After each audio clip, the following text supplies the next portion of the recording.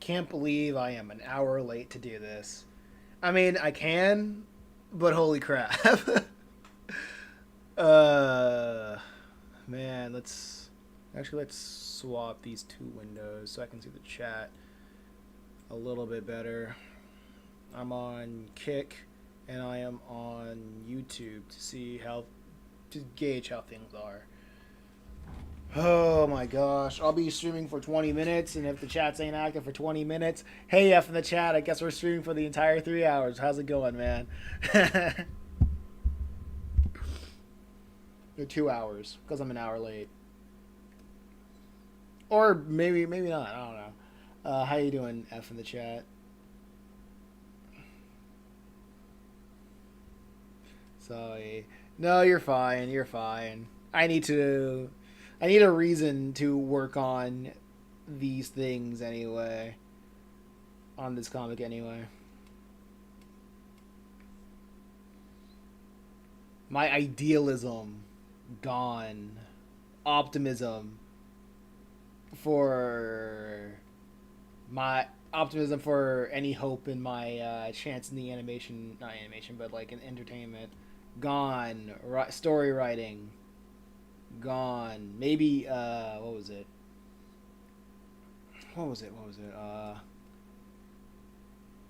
Just doomer all around, you know. I am making you stream. Yeah. It's the rule. The more you chat, the more active the chat is, the longer I will stream. It gives me a reason to do it. And if I don't have a reason, then why bother? Today I will only talk like this. No. Please don't.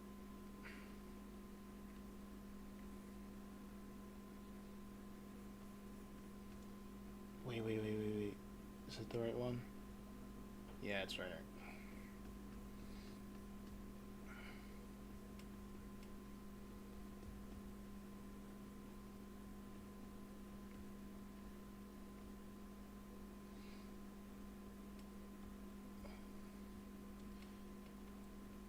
So yeah, before I started streaming, I finished playing that game, Prince of Persia: Sands of Time for the GameCube. That game is pretty alright if it wasn't for the amount of times I died because of the lack of environmental shading. Like, playing a game like that, it'll make you realize how important ambient inclusion is when it comes to shading the world, because there were so many times where I died because of I didn't get a solid understanding of depth perception with the game. You really don't realize how important something is until that you don't have it. You know what I mean?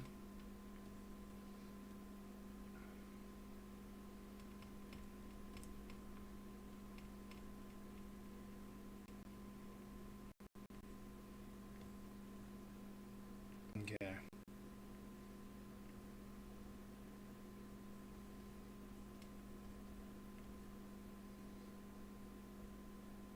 Let's see, this is fun.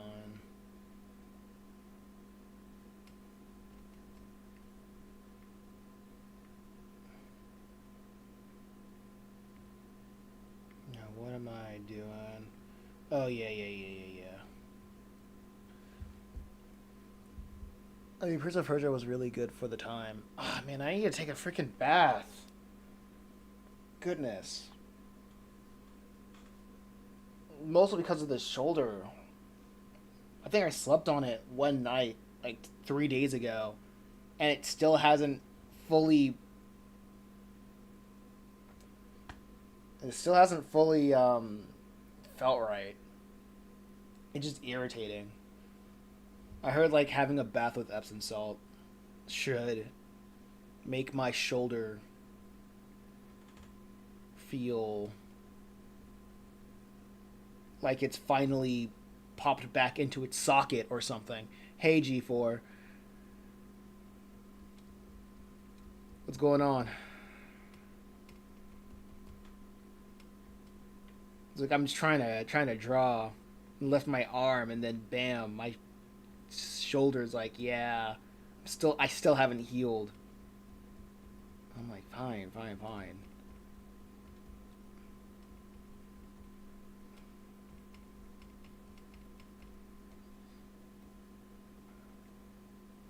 SMH. I guess I'm not young anymore.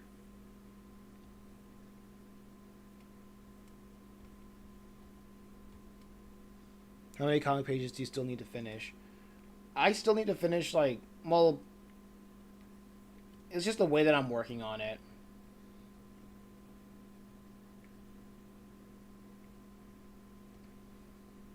Like, I approach this way because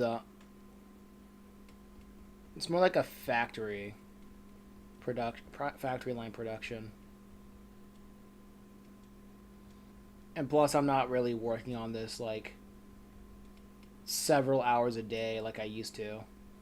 So producing comic pages is like still pretty slow, and the amount of pages like still like two, four, six, around that.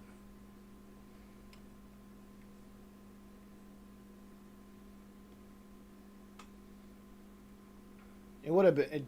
I probably would have been done if I was back to doing this seriously, but honestly, yeah, I can't. I really can't do that.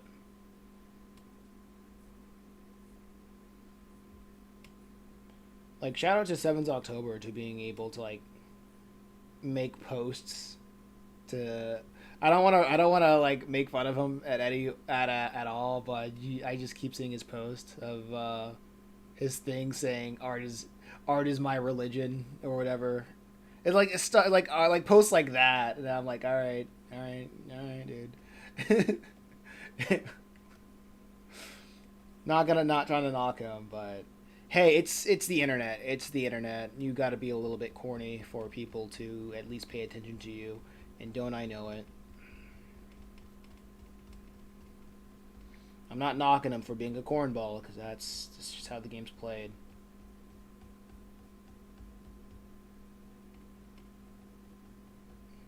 Hey, it's how the games get played.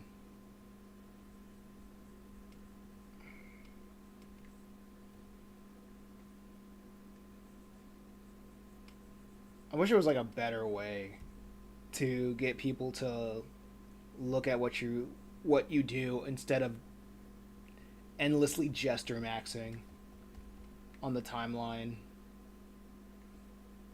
to convince people to read a couple of pages.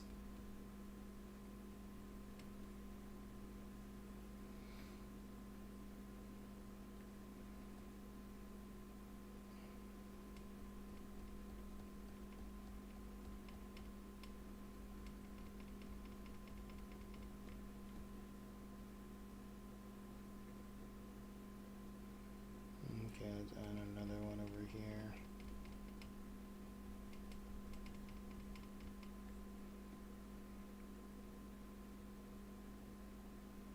Yep, there we go. You have to gesture a little to get attention. That's the rule of the game. But who wrote the rule book? Who wrote it? I would like the rule book. The rule well, it's the rule book of marketing your comic. Where's the school that I can graduate from so I can be an official jester?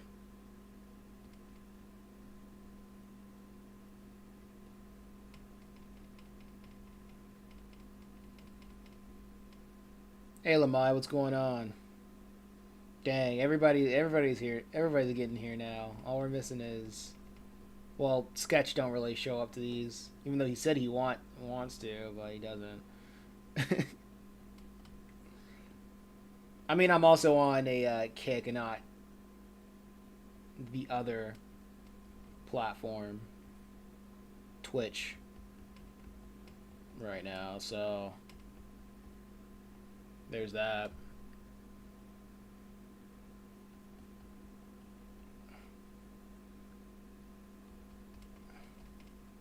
I'm done. What are you done with?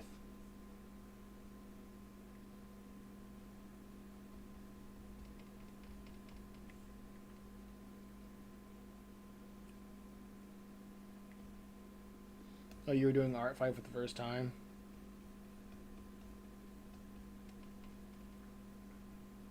Yeah, I constantly hear people talk about art fight.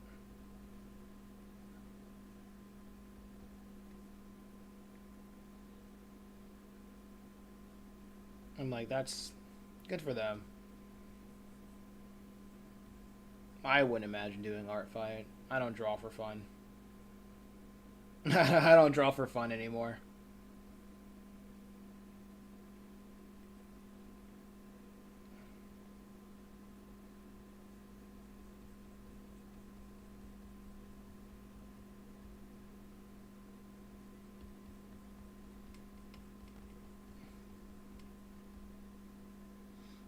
The whimsy is gone.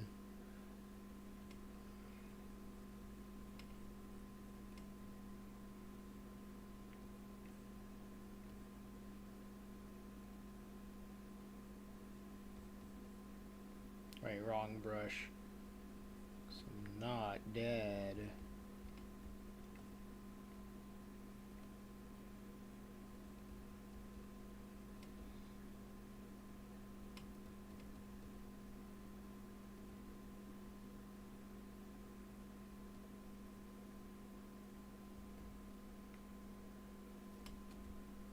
Let's see. Let me see something. But how's everybody doing this afternoon?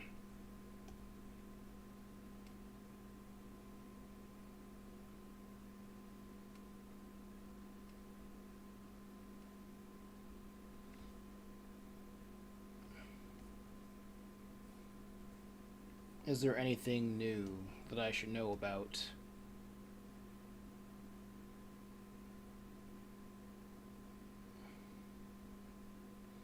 I went on Instagram and I saw that Dream Contest going on.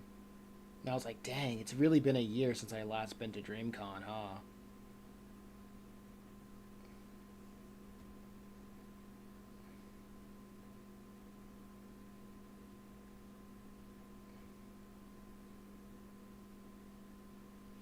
Not bad, not good. Yeah. Yeah.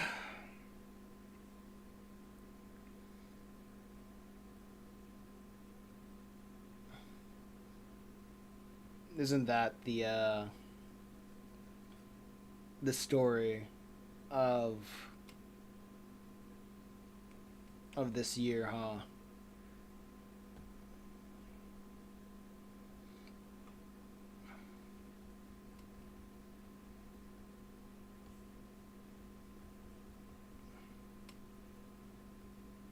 Let's see.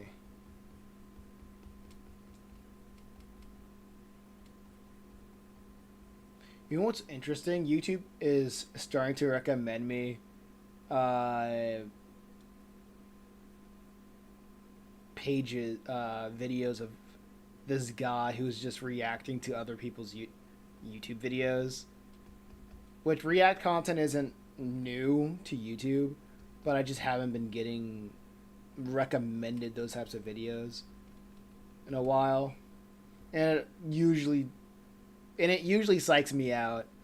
Uh, every time I see a reaction video get more than like 100 views on YouTube.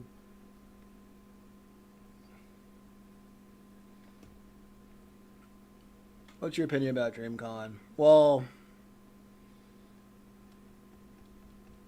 first things first, like conventions are not really my thing for pleasure. Honestly, I usually go for those types of conventions for business because nerd cult, like just I guess like the culture of conventions or nerd conventions, because like it's just kind of it's just not really my thing. Not only that, it's last time I've been there, you kind of get a little bit of everything, especially people who just show up because their girl wants to go there and they're not really interested into the nerd stuff. And you would see women wearing the wildest clothes in broad daylight, and there's like children across the freaking hallway.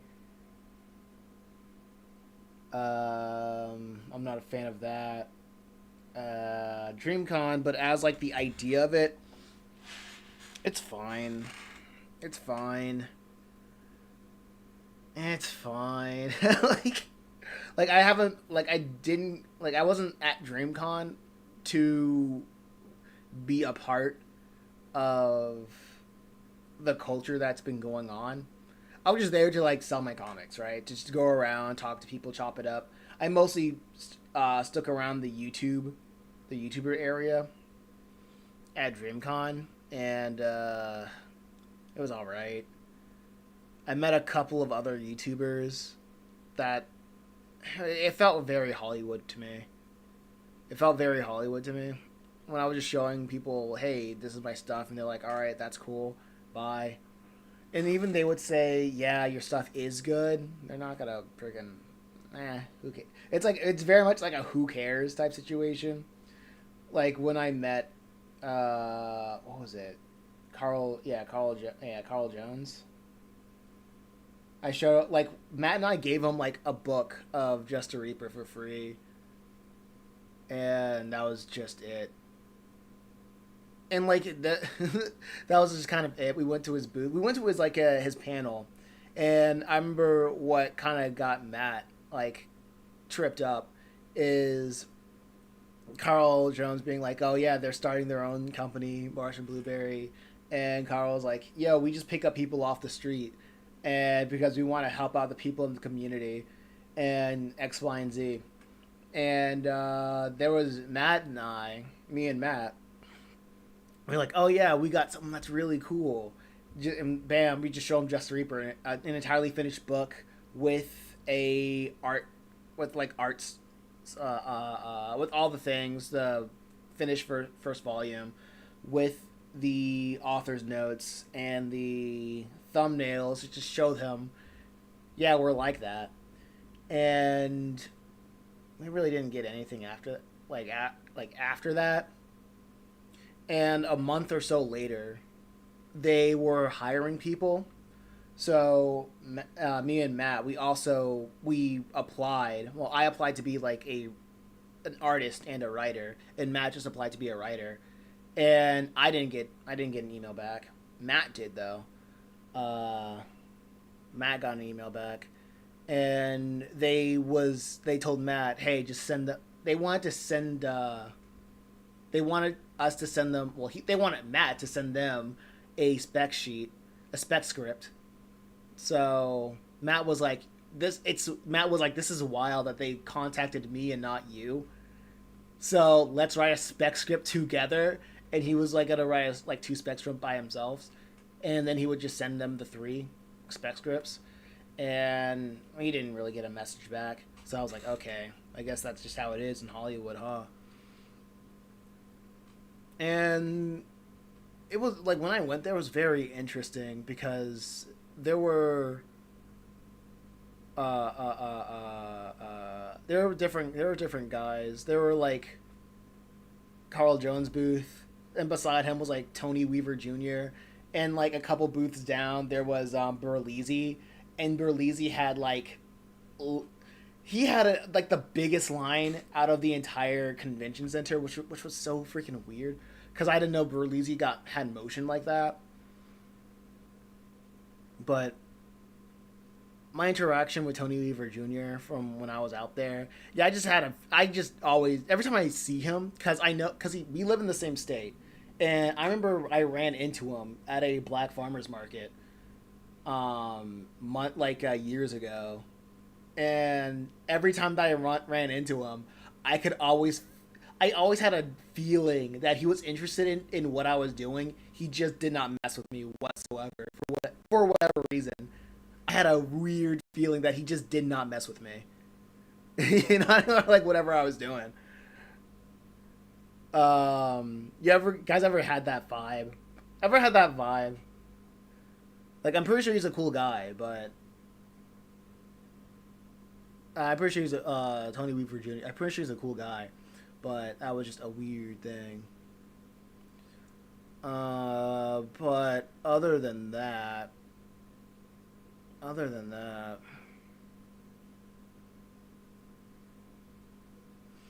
yeah, it was just a lot of. I mean, when it comes to conventions, when you look at the itinerary, it's a lot of stuff that it's not really that interesting to me. It's usually people talking about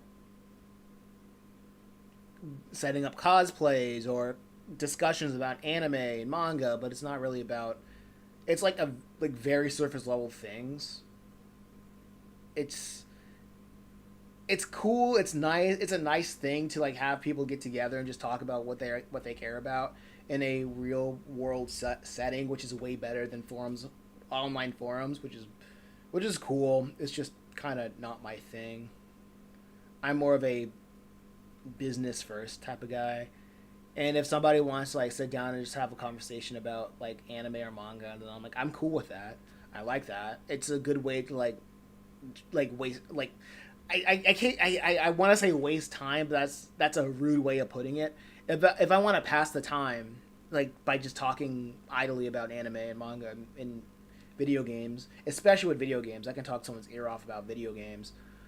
It's just kind of not my thing. I feel like my element is pretty much when I am in an when I'm in a environment where people are willing to talk to me.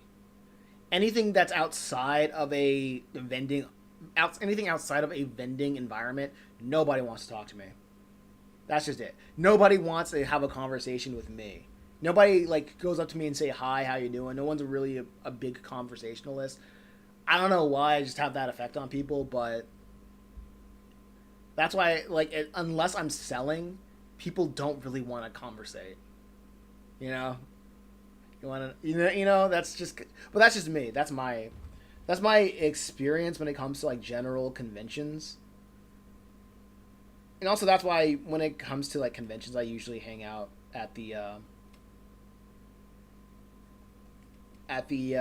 fighting game tournaments. Not because I'm not even into fighting games that much.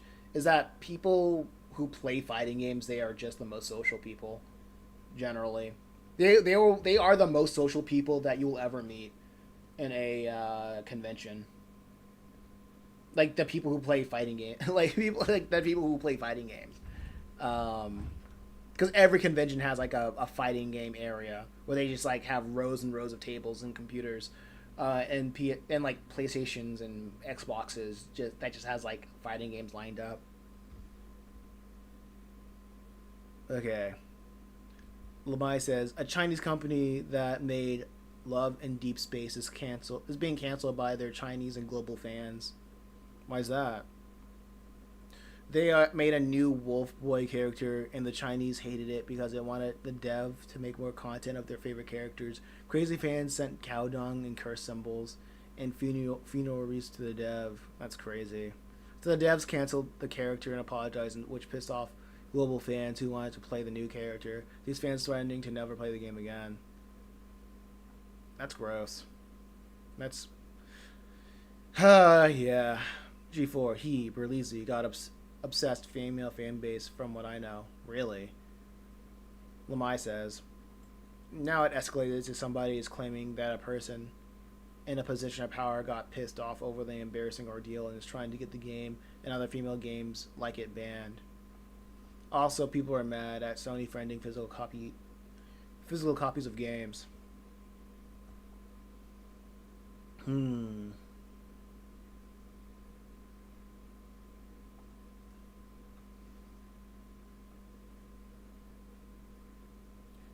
You know what's so crazy about that story of the Chinese company? Is the first my first interaction is it's China. Who cares? It's like China has like their own little world going on. It has nothing to do with the Americans. However, the whole Sony getting rid of all of their physical games, you hate to see it. You hate to see it, but my thoughts are generally the majority of people who play PlayStation game who has a PS5, they they don't play video games. They don't care about it. They don't care about physical copies. And the normies will always outlast the hardcore people, the hardcore fans. And all of the and all yeah, the normies will always outlast the hardcore fans, and all of the companies all they ever wanted was to play is to direct their audience to the normies and have the normies trapped in the ecosystem, so they will not care to piss off their hardcore fans.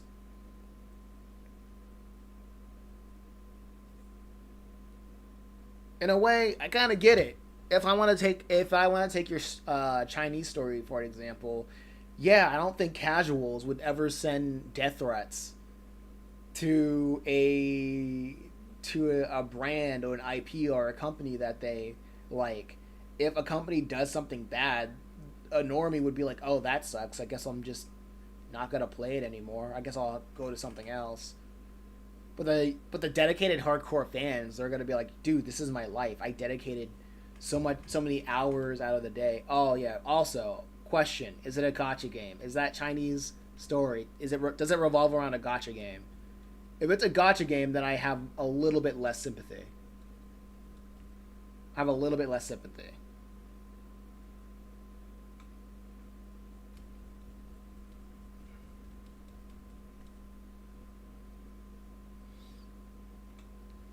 And what's your most doomer day out of 2026 so far? My most doomer day is realizing that the ads that I spent like over $1,000 across different platforms, they might not work. And I don't know how to make it work. That was the most doomer day of my 2016.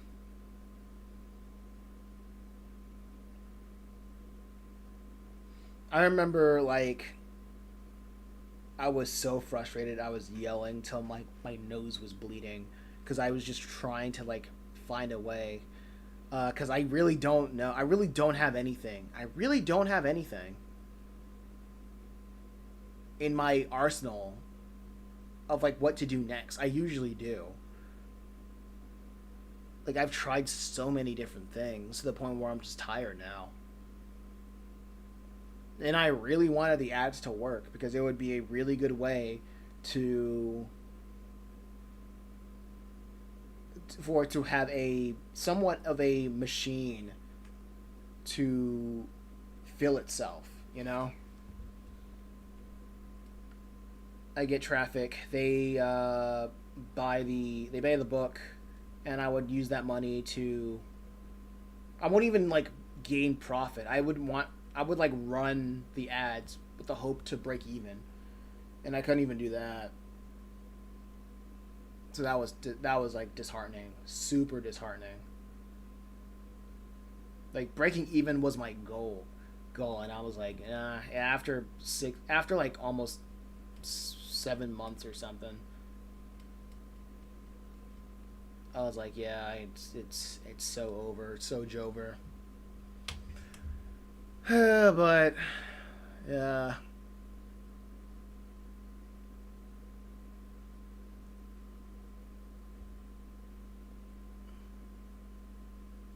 like it'd be great. It would be awesome if years ago a lot of people who were like Coffee's fans, they would try to um they would like listen to what I was trying to do by having their own website running, not even running ads, but trying to find the best platform to direct traffic to their website and like find the best avenues, best calls to action, best try to try to break this, like game the system by numbers of figuring out what is the best avenue for an independent person to what they call it, find the best independent person to no, not in, like the best way for an independent person to make a living or to make money off of their comics, but no, they'd rather just go to another dungeon, as Coffee would say, and just always let somebody else do it. Do you feel like Coffee was right in the end? About what?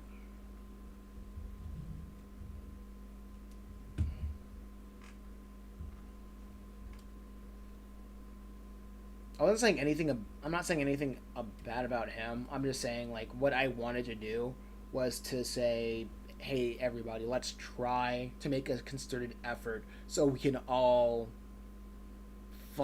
learn about marketing ourselves, and be self-sustaining, and use these and build skills." So if the goal is to the goal is to understand how to market ourselves, understand how to build our own independent businesses, so we can all have our own little Rippaverses. But no, nobody's willing to do that. They all would rather just go to a webtoons. They all would rather go to like the road less traveled because it's easy. They would all rather just want to siphon off of the notoriety of other people, and that's just human nature. Without realizing your circumstances, to stop copying by dreaming about unachievable goals. Realizing your circumstances and stop coping by dreaming about unachievable goals.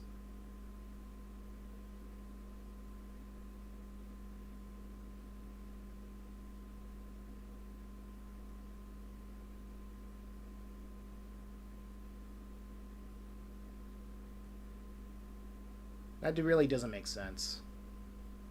That really doesn't make sense.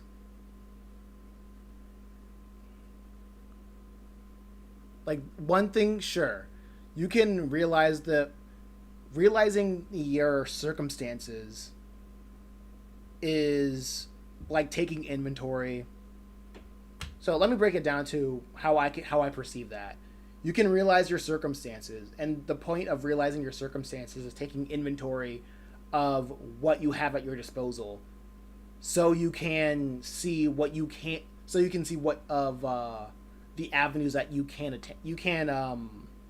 obtain, right? And dreaming about unachievable goals. Anybody who says that, like, don't even try. Literally. Like, that's such a retarded thing to say. By dreaming about unachievable goals. Like, I feel like if Coffee before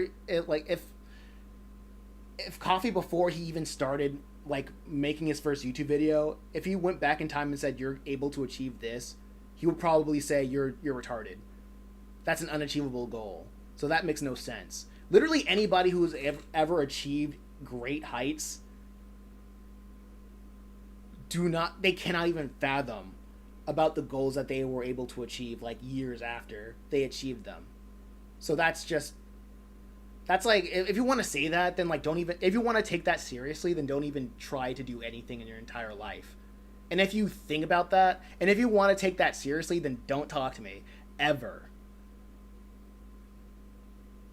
Don't talk to me. I'm not gonna say kill yourself, but don't talk to me ever. Go back to the coal mines. That kind of thinking belongs in the coal mines. That kind of thinking, you deserve to be a slave forever. forever. And if you want to call it cope, then don't talk to me ever again. That's just about it. I mean, the first video was about how African comics are doomed. Yeah, so if you wanted to take that, if you wanted to take the second part of, if you want to take that second part seriously, then he would never start doing comics, ever. He would just take, he would preferably, not preferably, but he would what did he say? He would say like, if you wanted to take that seriously, then he would just find himself at the bottom of the bottle 110% of the time. So like he would just, if he took his own advice seriously, 100% seriously, then he wouldn't pick up a pen and he would be an alcoholic.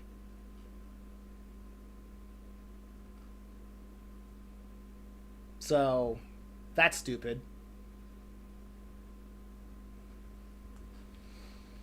That's absurd. That's absurd, or it's absurdity, or retardation, call it, or lying. You're being absurd, or you are being stupid, or you're either being stupid or you are lying.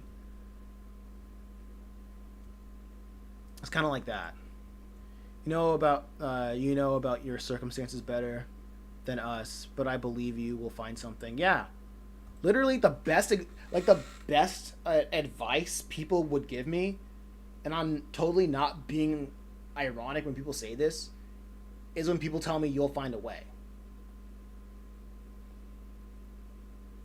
If people who do not know how to help me, the best thing that they can say is, you will find a way. You're Mason, you're smart, you'll find a way. We'll find a way to make it happen.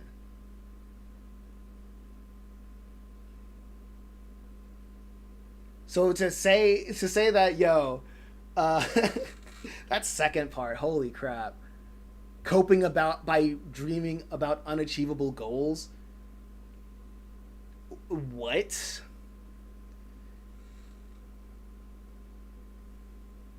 That's crazy. Go back to coal mines, you deserve to be a slave.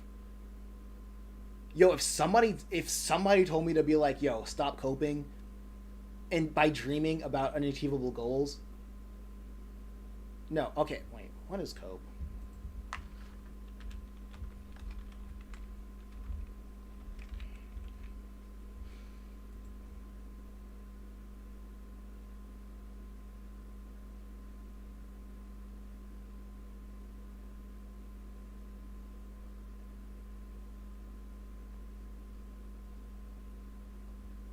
Hold up.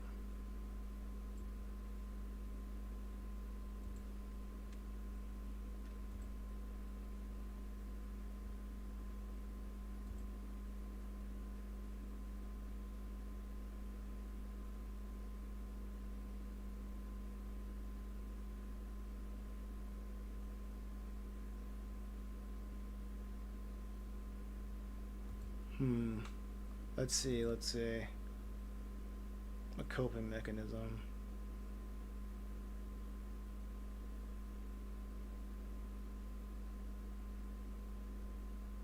Nah, it's not cope. To have a dream is not cope.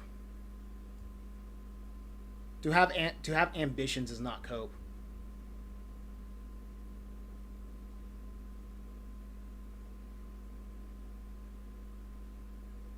I'm sorry, like the thought of that coming from a creator, I'm like, what are you talking about? That's like so. That's crazy. That is crazy. I mean, like, yeah, that also goes into the second thing of like the last podcast I had with him. Like the first thing I thought after I had the last podcast with him is, this guy cannot teach me anything. I have nothing to learn from this guy anymore.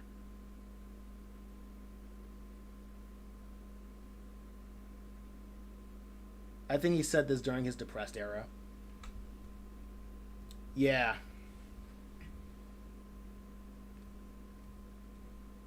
Yeah, that's something a depressed nigga would say.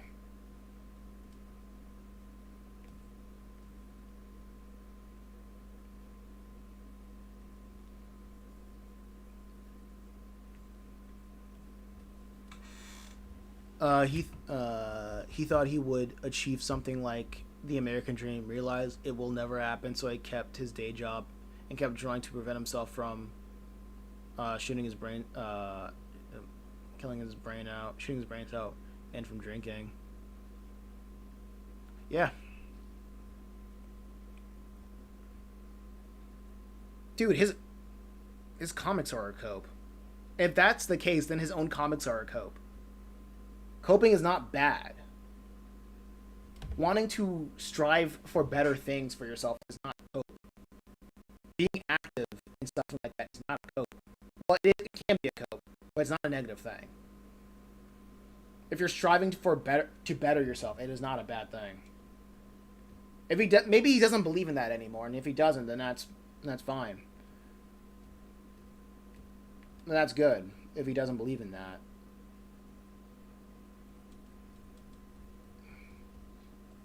But for an artist to say, well, I would consider him an artist. Yeah, I would consider Coffee an artist. Yeah, I think that is the worst thing an artist can say. Like, holy crap.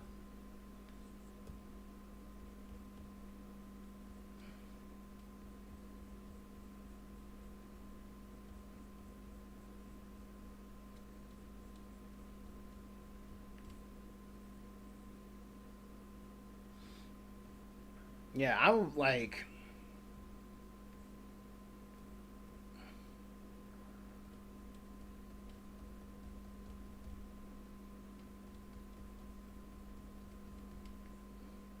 I really hate saying that I'm like depressed or whatever, because I'm like, you know what? No, no, no, no, no. I don't feel good, but I just gotta keep myself from rotting. That's it. That's kind of where I'm at. But I'm never going to tell somebody that it's not worth it to try. I am never going to tell somebody it's not worth it to try. I can tell people, yo, this is what you're gonna. Here's what you can expect from it. I wouldn't. I would tell people I wouldn't do that, but if you're going to do this, look into doing look into doing that, right? So going back to like every like when I was working with Matt when it came to marketing the comic, Matt had all these different ideas that I thought were bad, but I'm not gonna tell him to not do it. I would tell him here's what you can expect from doing that, and if I were to do that again, I would do X, Y, and Z, right? I can say something is bad, so I can do my so the best thing that I can do is drive them into a direction to get a better result than what I have learned, right? Because if I just say, yeah, go ahead, try it out, without telling anybody, yo, like any of the precautions, then I'm just waiting for that person to waste their time, basically. Like that's crazy, that's nuts. Also, he's no longer a Christian, moved on to deism and Nietzsche philosophy. Oh.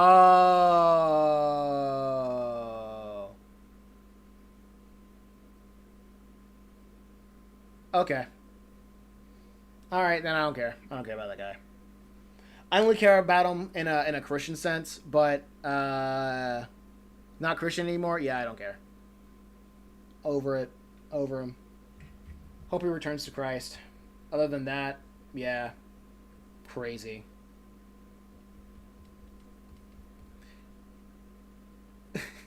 Every time I tried so hard to listen to Nietzsche, but it's all like all of Nietzsche philosophy is literally a guy that wants to build a world like post God. That's all you need. Yeah, that's literally all I need. That's literally all I need. No, I already told you this. I already told you this. The only reason that I really like that guy is because I saw him as a brother in Christ. Since he's like no, he doesn't believe in that stuff. He moved to deism and Nietzsche philosophy. I'm like, yeah, you're okay. Bye. Yeah, anathema. Sorry. That's unfortunate. Hope he finds his way back to Christ. Um,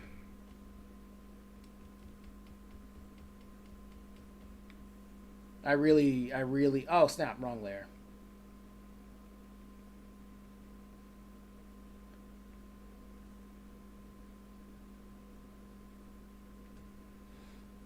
Wrong layer.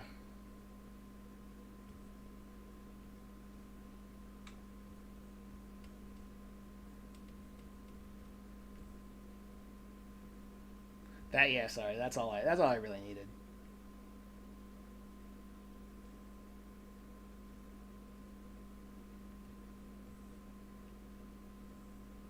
Dude, like for me personally, I'm like if I weren't a Christian, then I wouldn't have a reason to exist. Like it's literally that like that, right? If I didn't have that foundation, like it wouldn't even be deism, right? Because I am convinced Christianity is the thing. It is the answer. So if there's anything that kept me away from that, if I had to leave that, then I'm like, okay, no, yeah, bye. That's just it. I guess I'll kill myself. I guess I'll. I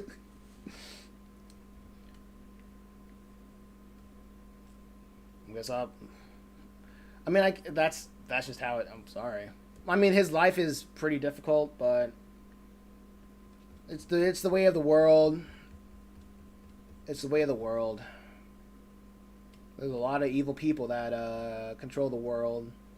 I'm not gonna call them stupid, but because yeah, I've talked to enough people. I can see why people would believe in the things that they believe.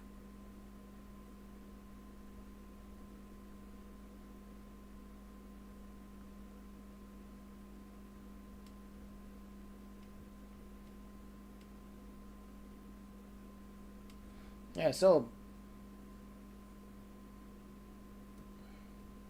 like I don't hate him. Like I said, I still don't hate him. But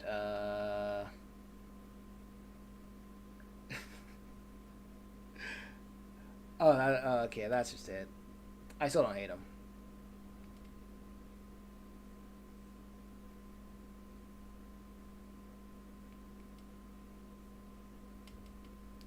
It's just unfortunate.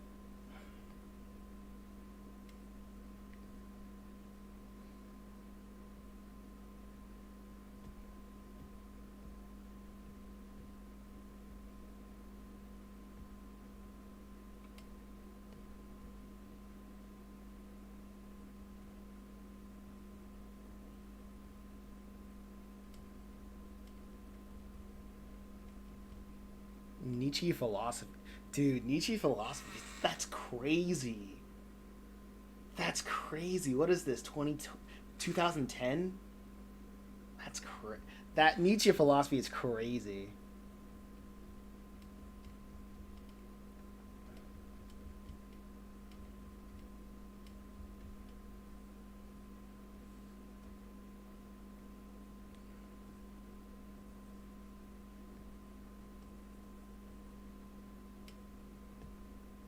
Couldn't be me.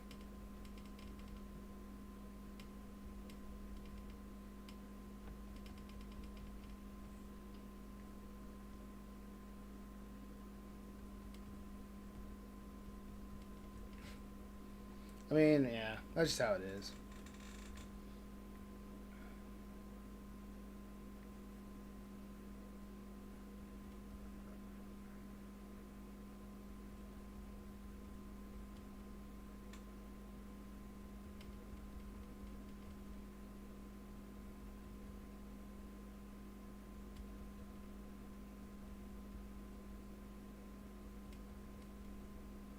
Let's see.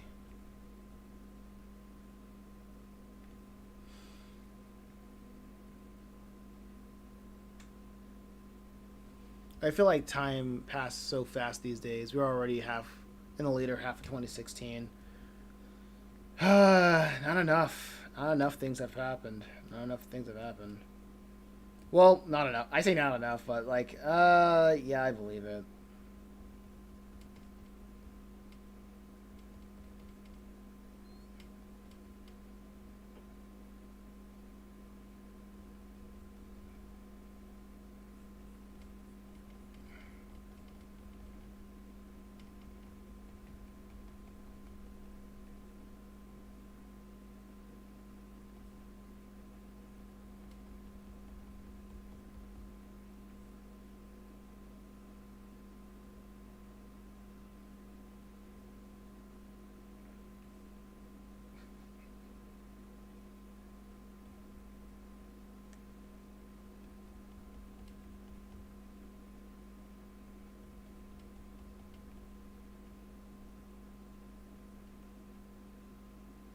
Let's see.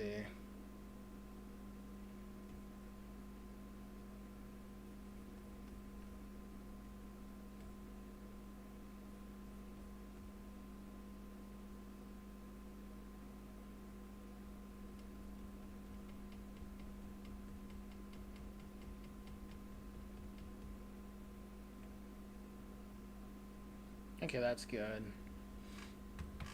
I think let's.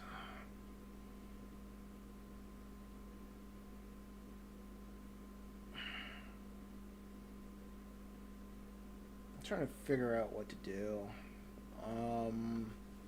No, things are fine.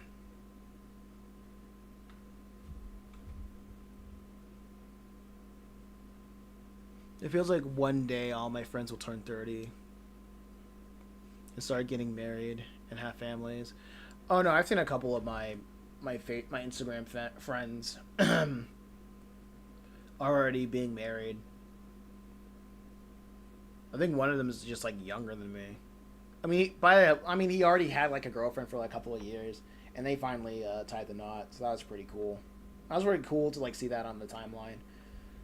And you know what's weird? I couldn't really feel an ounce of an ounce of jealousy with that because I paid attention to his timeline, and he had a girl. Like I said, he had a girlfriend for a long time. And plus, other than that, I don't really keep up with my other high school friends.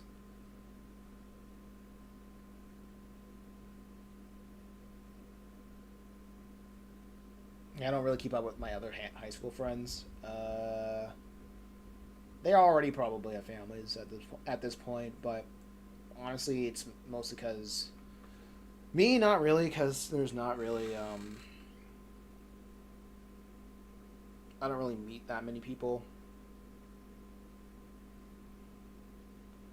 I don't have enough money to even financially support myself. And even if I go out and get a girl, then that would probably force me to like just stop going online. Both of us would have to get a job to support each other. But then you have like I don't, and it's just so much relationship stuff that's just it's it's one of those things where it's literally one of those things where if you think about it, there's nothing but things that can go wrong because the way society is right now is just not great. Do you plan on getting married? I want to get married. Yeah. I want a wife. I want 7 kids. I want the whole Steven Hillenburg treatment of getting a show, getting paid, and then leaving the show to raise my family, raise my wife, raise my freaking my kids with my wife.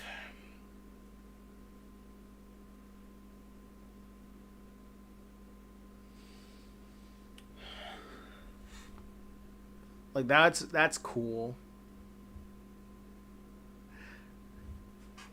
Some niggas would call that cope. Yeah, like some Nietzsche niggas would call it cope. But I feel like that's good. I feel like that's a good way to. Nah, girls give you cooties. But girls, they will provide children. So, cooties, children. Not like you want a wife and kids? What is cope? Stop coping. A wife and kids is far out of your reach. Oh man. You want to you want to work out, nigga? That's cope. You're gonna be fat all your life. You gotta read life inside your circumstances. You gotta check your life within your circumstances. You're never gonna get fit. You can never work out in the gym. You're never gonna get better.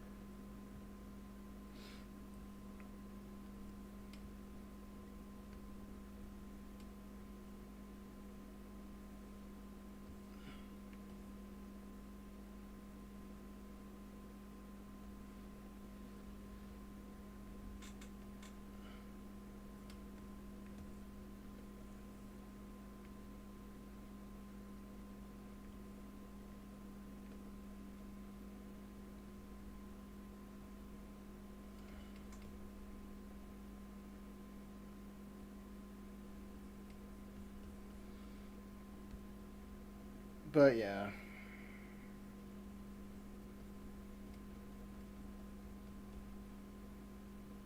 Don't work out. Spend every day.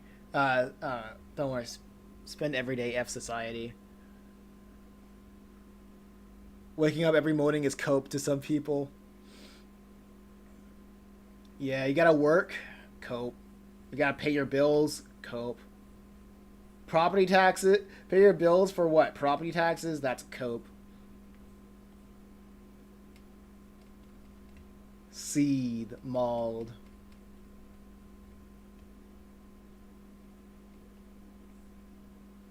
And it's kind of no, actually no. I do have an issue. I do have an issue with that guy now. That guy is at well, actually no. Actually no. I don't know that guy's life. I don't know that guy's life. He has like a dedicated fan base. And he pretty much is not happy. I don't know his life. It's really hard for me to sympathize. It's hard for me to sympathize.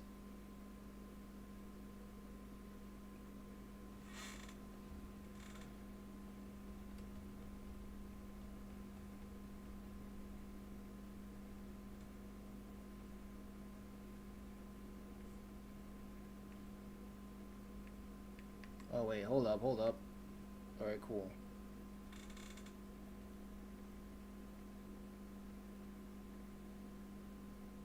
I don't know that guy's life is quite mature. Yeah, thanks. I don't know his life. I don't know what he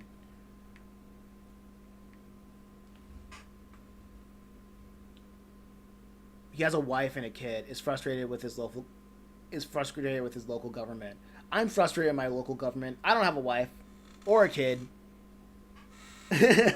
Or a fan base willing to give me money. Like South Africa seems pretty rough, so I sympathize. Yeah, I don't have a wife. I don't have a kid. I'm kind of frustrated with my local government, but I'm pretty sure my quality of living is just far better. Maybe I don't know. Like I said, I don't know his life.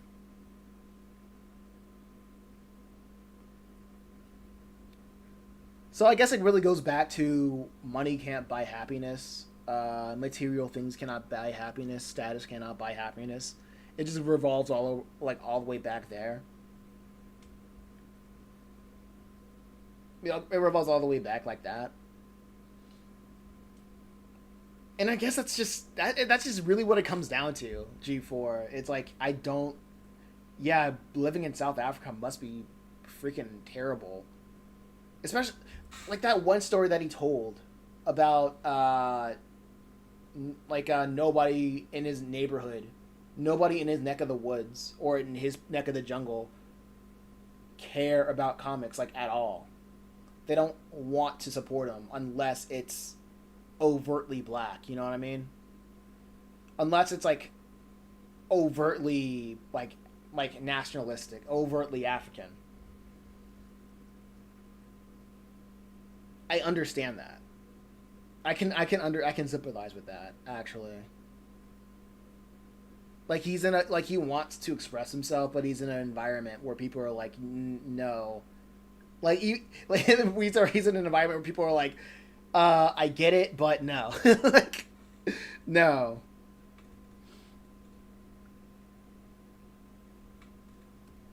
It's easy. It's really easy. Like if I learned anything from Miyazaki or Disney or like the most whimsical guys who made entertainment to grow up to be who grew up to be the most cynical people. I get it. I kind of understand because life can beat you down, and that's people from like people like Disney, Walt Disney, people like Hayao Miyazaki, who has his own company, who's frankly still alive. You know, frankly, he's still alive, but he's still a miserable. It seems like he's still a miserable guy, or has been a miserable guy for for the majority of his life, right? Like it's easy to do that. It's not easy. It's understandable to be that way.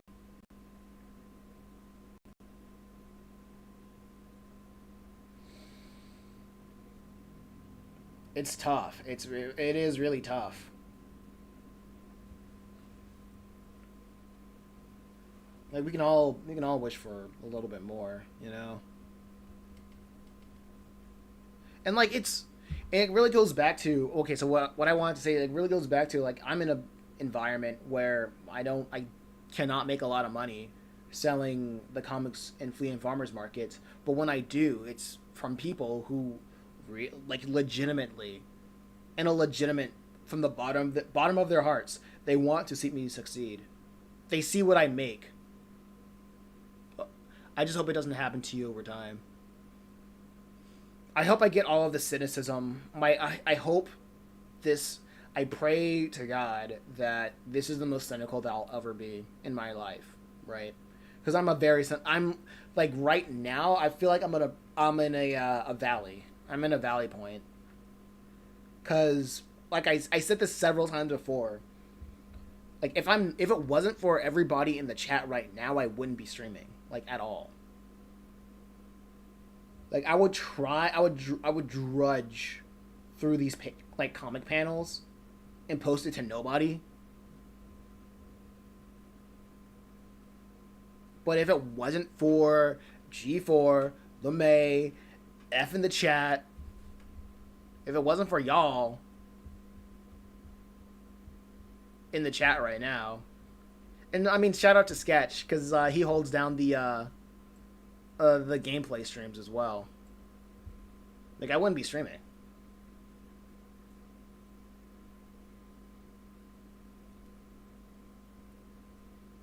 Like I would just like no lie. I would just probably uh, I would just go back to working on the commissions and just try to like gain enough money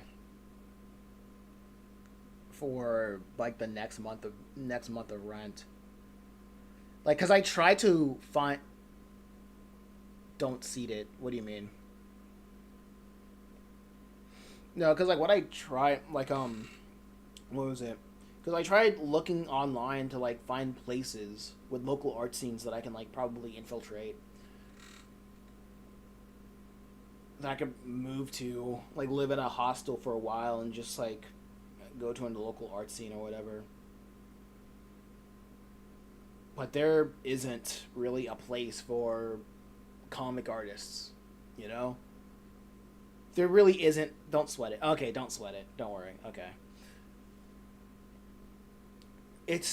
it really is crazy how there isn't really everything is on the internet. There is no third place, and it's more often than not. If I had a dime for every time somebody would see me and say, "Hey, I want you to do art for me," and how they would just never call back. They see my comics, and the first thing that they think is, "Can you do my logo?" or "Can you make art for me?" or "Can you do da da da da da?" I'm like, dude, I can do that to like pay bills, like commission work like that, but yo, come on. Why do you say infiltrate instead of join? Because that's like a deep thing for me. That's just like how my brain kind of is wired. Like, I don't say join because for the majority of my life, I just have not been in a group. I just haven't been like a social like I'm sociable, but I have not been. Um, I've been. I just haven't been like the guy to join groups. You know what I mean? I That's something that's in my. That's not really in my thing. I say infiltrate because I'm more. I usually do that when I go into comic conventions. It really feels like, yeah, it pretty much feels like that.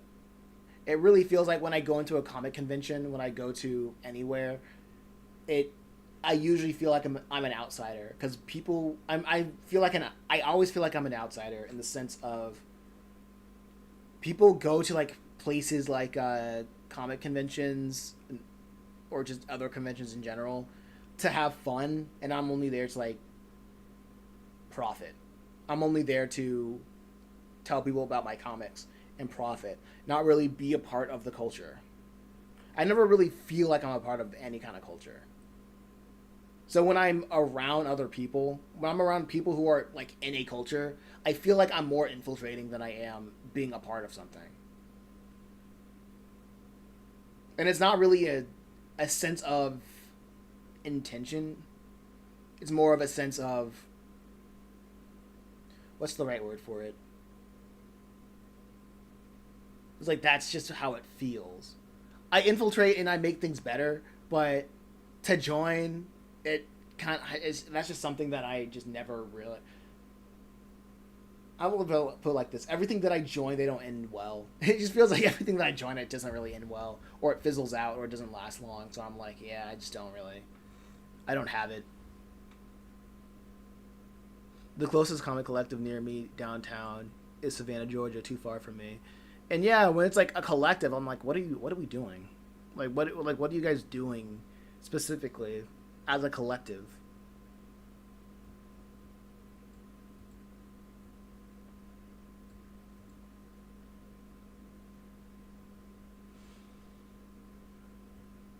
Commissions like Fiverr, uh, just odd jobs,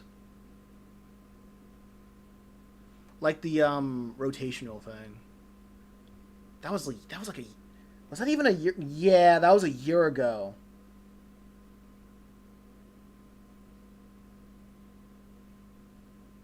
Dude, you know, do you have trust issues? No, I don't have trust issues because I don't get that far in relationships to trust people. I I don't have trust issues because I haven't gotten far in relationships to trust people. To trust more than five people. I should say that.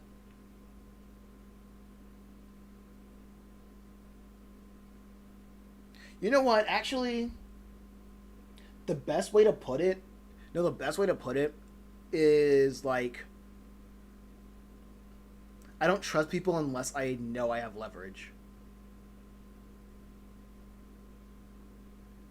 The I feel like I want to find that uh, Hunter. I might get copyright strike if I showed it.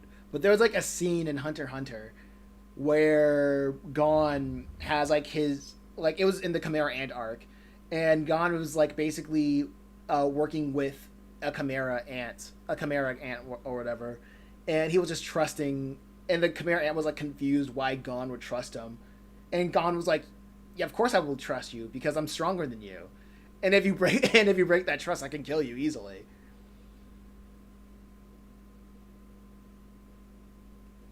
It's like I can. It's like I can ruin you. It's like I can trust you, because because if you're not trustworthy, I can demolish you. I can ruin you, right?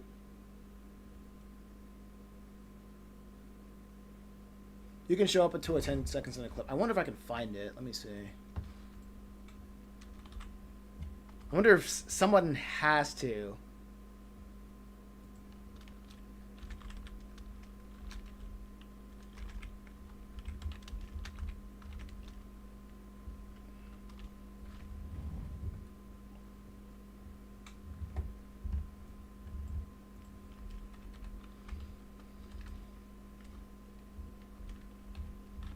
Yeah, but I'm a pretty trusting person.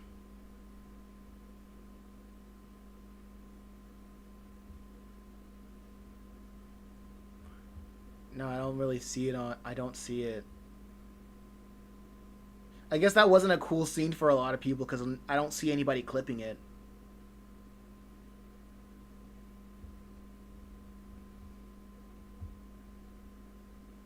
But that scene really spoke to me.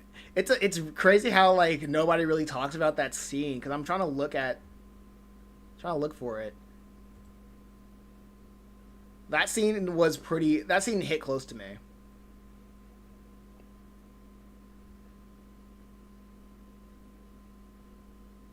But yeah, anyway, I don't. Yeah, I'm a very trusting person,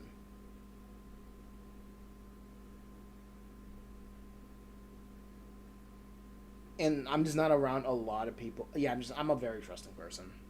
That's just about it.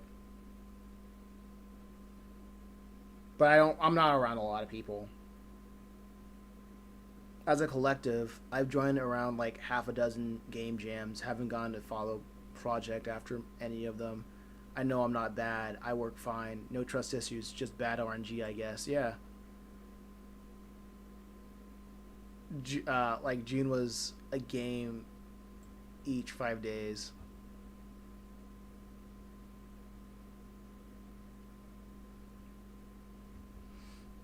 I have the link. Can I share? Sure. You can share it.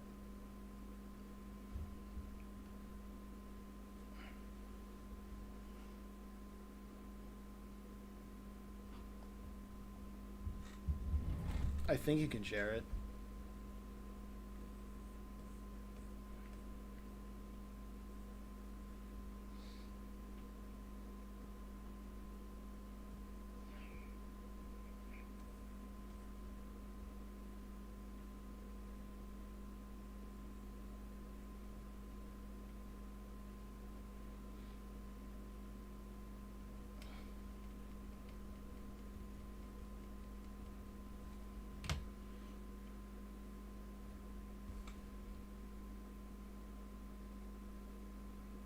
YouTube lets you link in chat. I think you need a mod or something.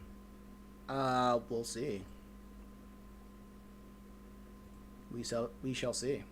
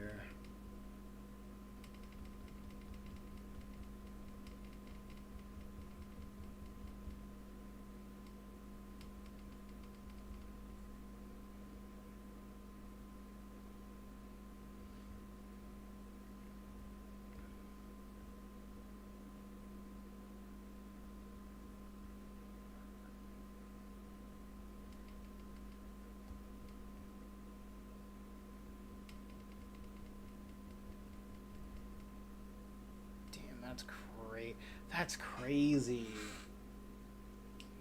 I'm sorry. Like my heart absolutely aches. My heart absolutely aches. I'm still not over that. I'm still not over the fact that Coffee denounced Christianity, and I'm like, dude, you have a kid and a wife. Like, you're the man of the house, and the man of the house has just lost his spiritual guidance. That's great. Like, the spiritual guidance of that house is gone. That's devastating. Pray for that kid.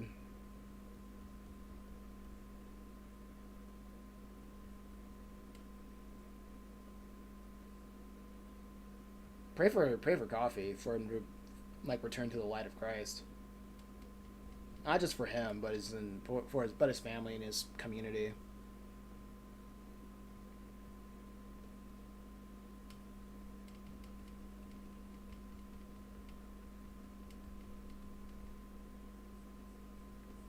Being a leader and being spiritually dead, that's nuts. Oh, buffering. Okay. Sorry. What is going on? Is there something wrong? Am I dropping frames? Not really. Sorry.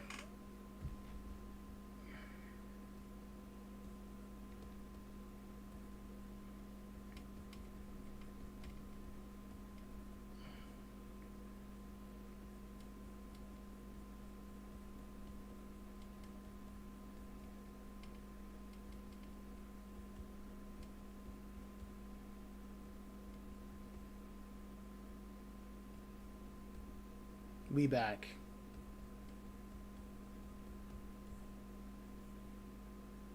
Welcome back.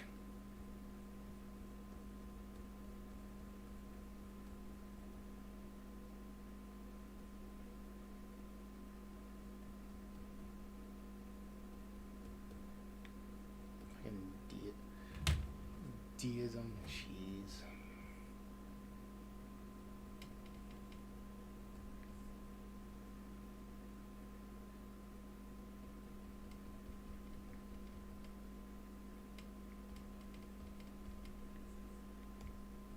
For the clip to search Gone meets Milan and blindly trust him. Okay, thanks. I'll check it out. I'll search that.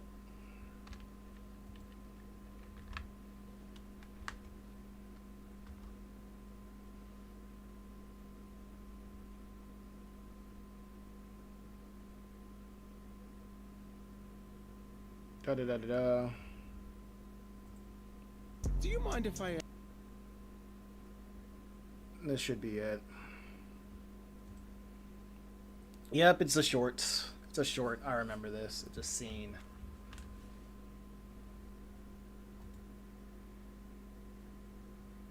Hold on.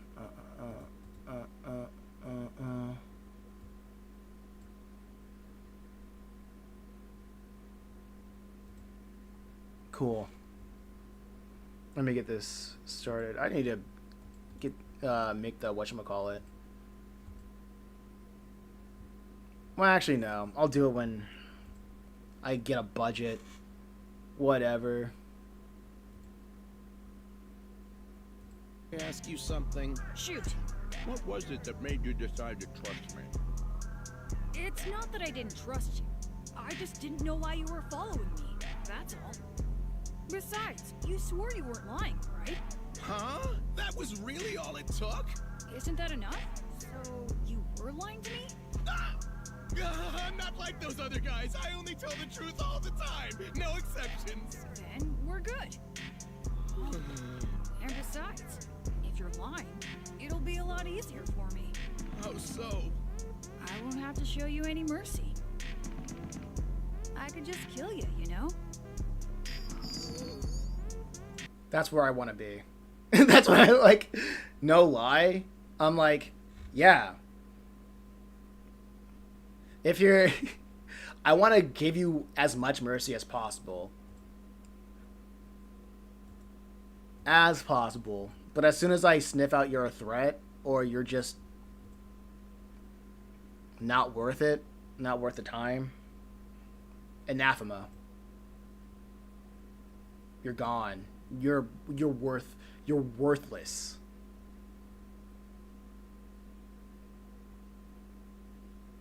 React 7, let's go. Like, that's basically it. That's that's basically it. I mean, that kind of extends to philosophy as well, or when I gauge people's religious beliefs.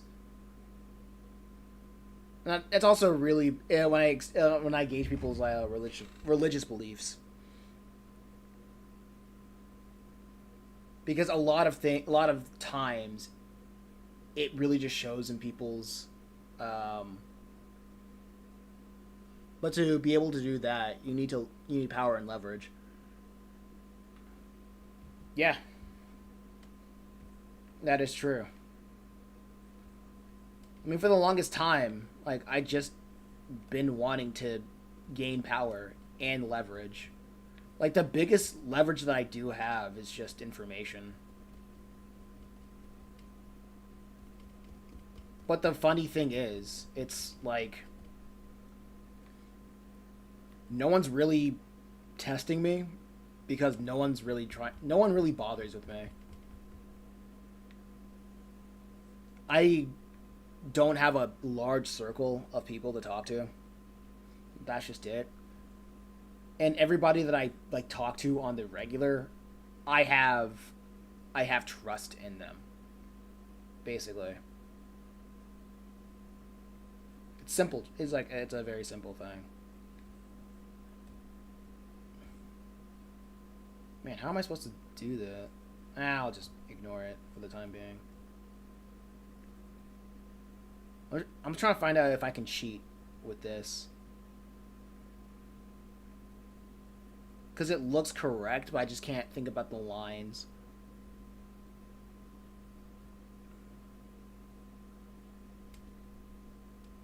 I just can't really think about the lines, so I just feel like I have to cheat.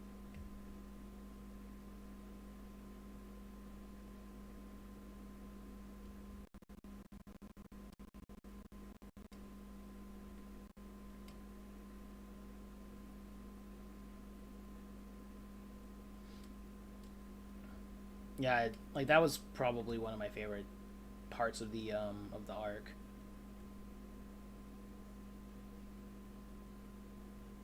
I want to get to that level, but that's probably cope.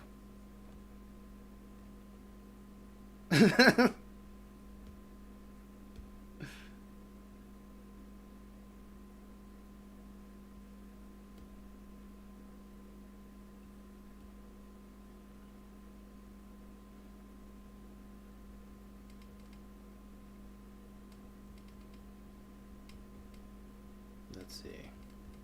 Let's just try a general shading thing. Because I don't want to make it black. Since I don't know how to like shade this, I want to go like stylistic and easy. And bold. Just to get out of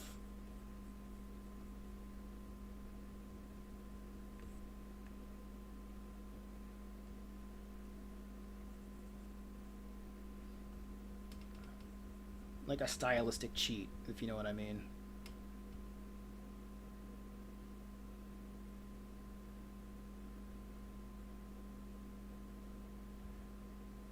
Cheating is okay if you don't get caught kind of mentality. Yeah.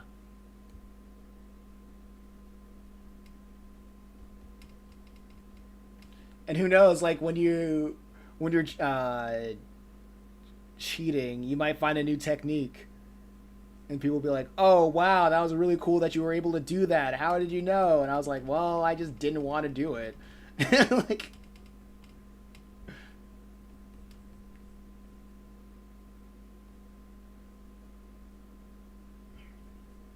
you know what? I'll continue with the entire lower body. so it stays consistent.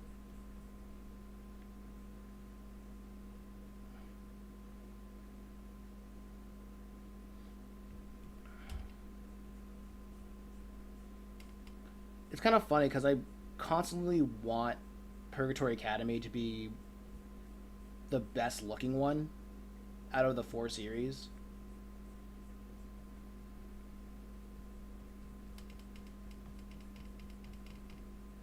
Like everything else is like experimental. Well, everything is experimental to a point. The Purgatory Academy just seems like the one where I have to try to some degree. It feels like Absolute Batman's getting an animated show. It seems like American comic industry is copying the Japanese model by adapting popular works within the 2-year frame.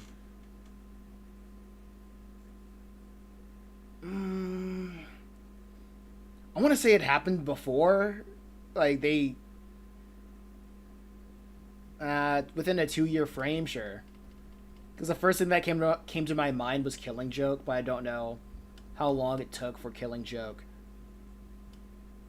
to be adapted. It probably took way too long.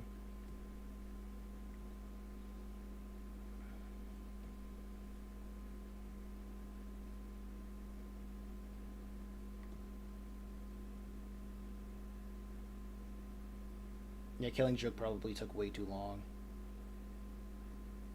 to count as what you're trying to talk about.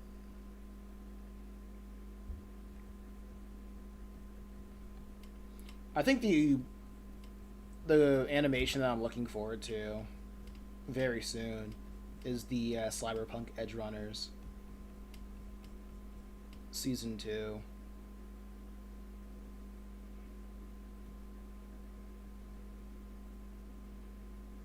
Because it's one of those things where I can tell Trigger really wanted to do something, really wanted to work on it, and they think it's cool.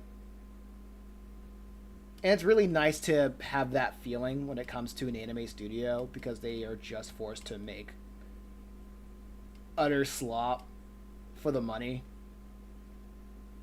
So when it comes to a product, they're like, yes, yeah. I'm happy for it. Maybe the last time I felt Trigger having such a love for what they were doing was probably New Panty and Stalking. And mind you, I would not watch New Panty and Stalking if I didn't watch it like when I was an adolescent boy. When I was at the age of where I really shouldn't have been watching it. Like, as an adult, I probably wouldn't even watch. I wouldn't give it the time of day. But since it got me in a chokehold when I was a kid, I was like, I guess I'm forced to see how this ends. I'm emotionally invested.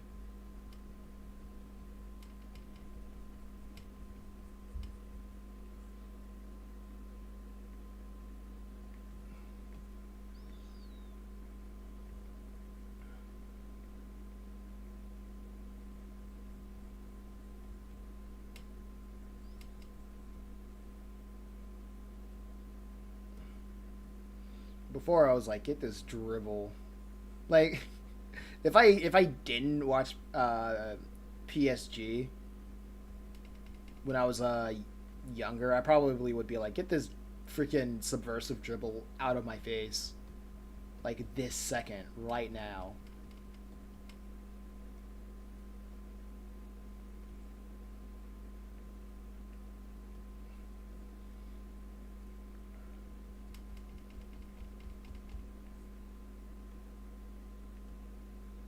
But because I know what it is,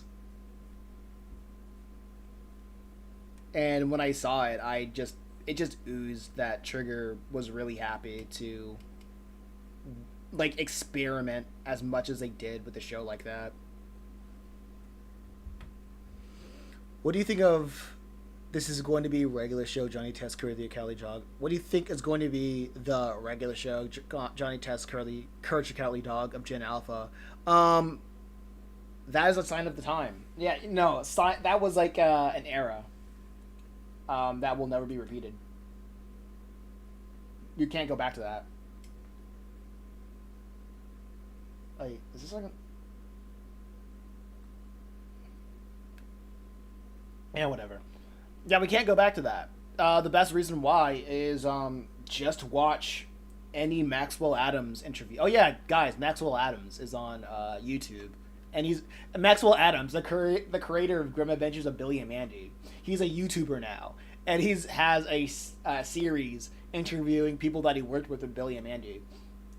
And I think the last one that I watched was his interview. There we go, got it. The last thing that I watched was his interview with C.H. Greenblatt, and the penultimate thing out of their conversation was saying that TV's dead. It's over. It's gone forever. Anybody who wants to get into TV or streaming, turn the other way. Abandon all hope. It's so done in rings. All of the people that you look up to making cartoons of that era, they're all out of the job. They're all freelancing. It's all over. it's so the next Johnny Test, the next regular show, Courage the Cowardly Dog. No, we already have the next regular show, and it's called The Lost Tapes. Regular show came back. Johnny Test, it did come back for like a season or whatever. Courage the Cowardly Dog is never coming back because I don't know. Cartoon Network just keeps leaving John R. Dilworth on red. Apparently, I guess, because I know John R. Dilworth is really trying to chase the bag. Because there was this one. I remember there was this one controversy he was in because he wanted to get into crypto. He had a Courage coin, and everybody was like, "Yo, John R. Dilworth, you can't do this, Mr. Dilworth. Don't do this. Don't be a crypto bro, please." And when I saw that, I couldn't be mad. I really couldn't be mad because no one's paying the guy. I'm pretty sure Cartoon Network isn't sending him any royalties anymore. The David Fess. I remember he was in a project. He was in a crypto project trying to make a crypto cartoon. And I'm like, if they were making money, if the industry were treating these people well, they wouldn't be doing stuff like this. So, yeah, the current regular show, Johnny Taz Courage, nah, ain't happening. That junk ain't happening. It's all everything is digestible indie games, or the obvious answer of Digital Circus, or just literally just any insert glitch tech cartoon here. There you go. The Gen Alpha's Courage the Cowardly Dog. I don't know. Amazing Digital Circus. There you go. The Gen Alpha's Johnny Test. Jeez, Gen Alpha's Johnny Test. It ain't happening. Johnny Test ain't happening. It did. It just came and went. It happened. It just came and went. Regular show? Yeah, regular show's back. Johnny Test. What would be... Dude, what would be Gen Alpha's Johnny Test? A series that just won't... It would have to be within the internet age, and it has to be a internet series that cannot die. I want to say Death Battle.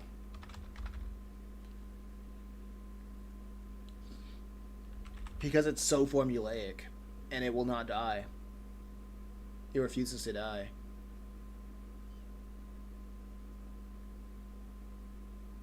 Trying to find out.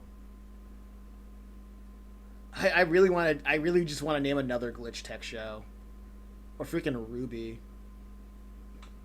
I'm just naming popular internet series at this point, and I'm not even interested in these internet cartoons.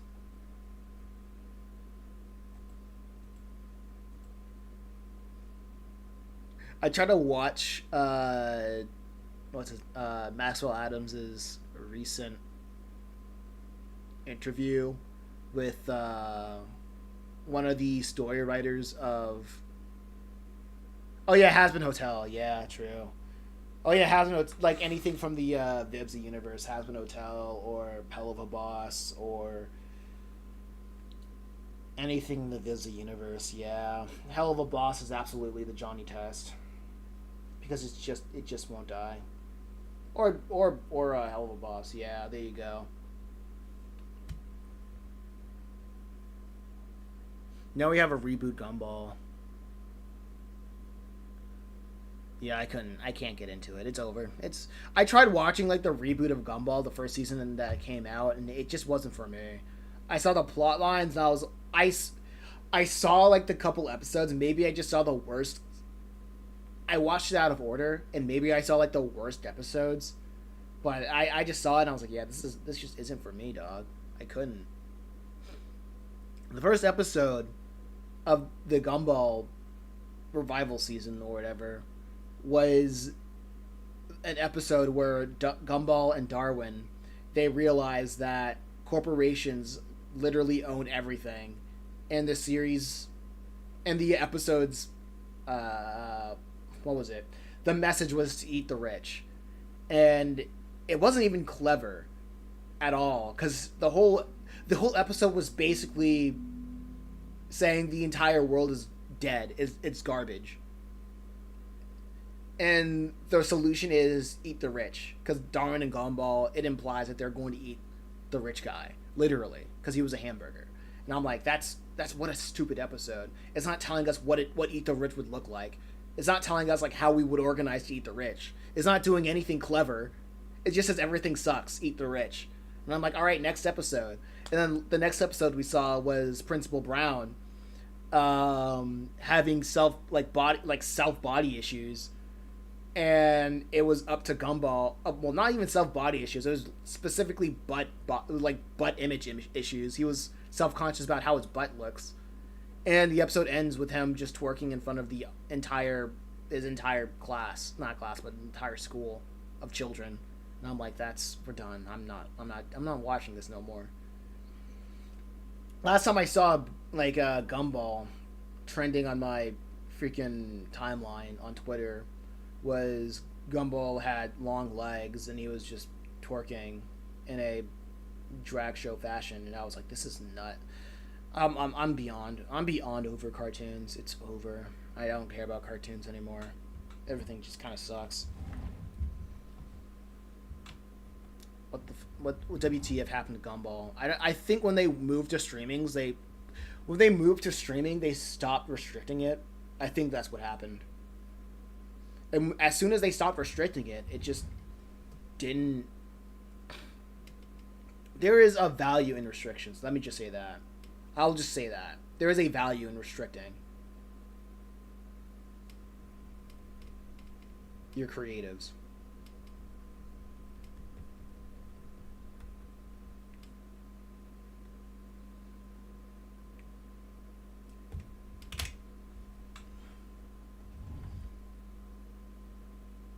People can watch old shows though. Yeah, but young people, they don't watch old shows. I doubt it. I highly doubt it. I don't even know what Gen Alpha does for entertainment anymore.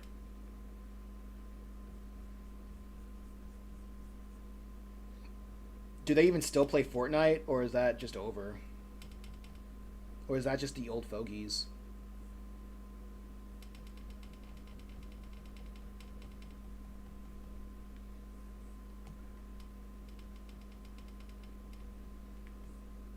I think my niece is considered Gen Alpha, and when I ask her what she's into, she just reads books. And I'm like, all right, you're not. you're not a good example for the demographic because nobody reads books.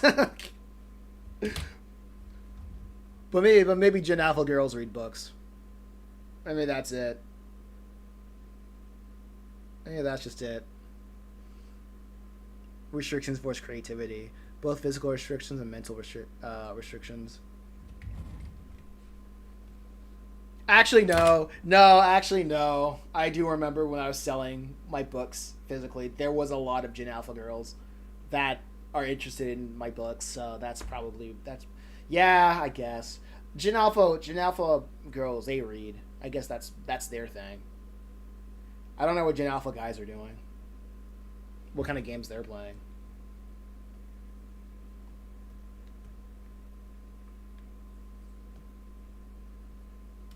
Just gonna throw my niece under the bus for no reason, and just under quick thought. Nah, she's vindicated. Nah, I just wasn't doing that. Return the Doth books, yeah. Majority of Gen Alpha watches streamers and TikTok clips all day. Yeah, that's the thing, huh? That's the thing, huh?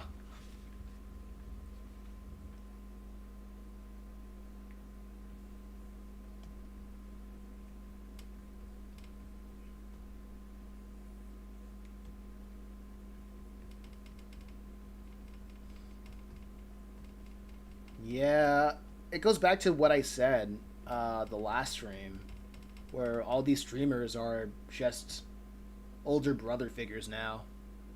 Are you a millennial? No, I'm Gen Z.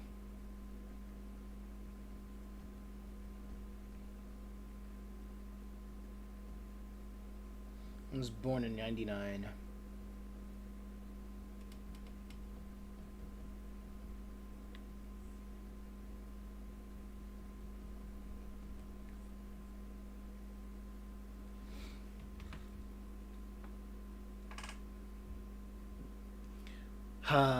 Nope. Nope.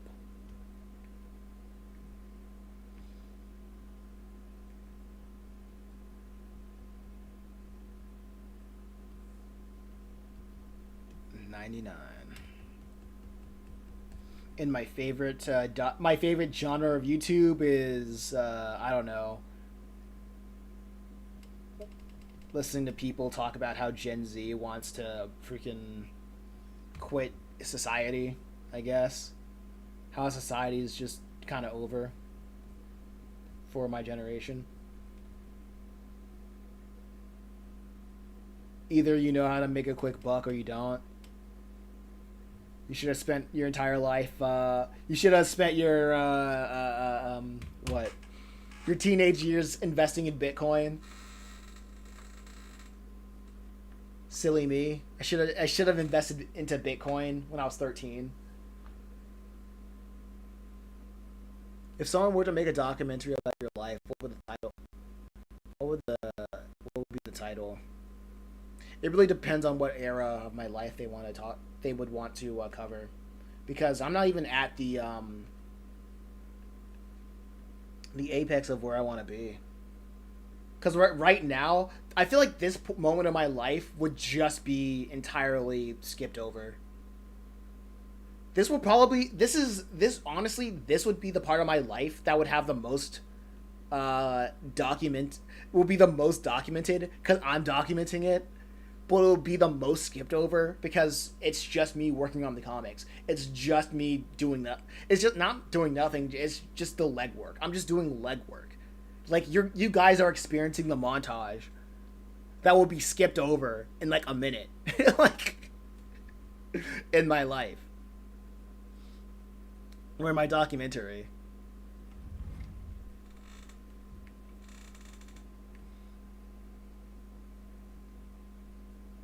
So like you would have to be very specific about it. Really would have to depend on what era of my life or what aspect of my life would you want to focus on.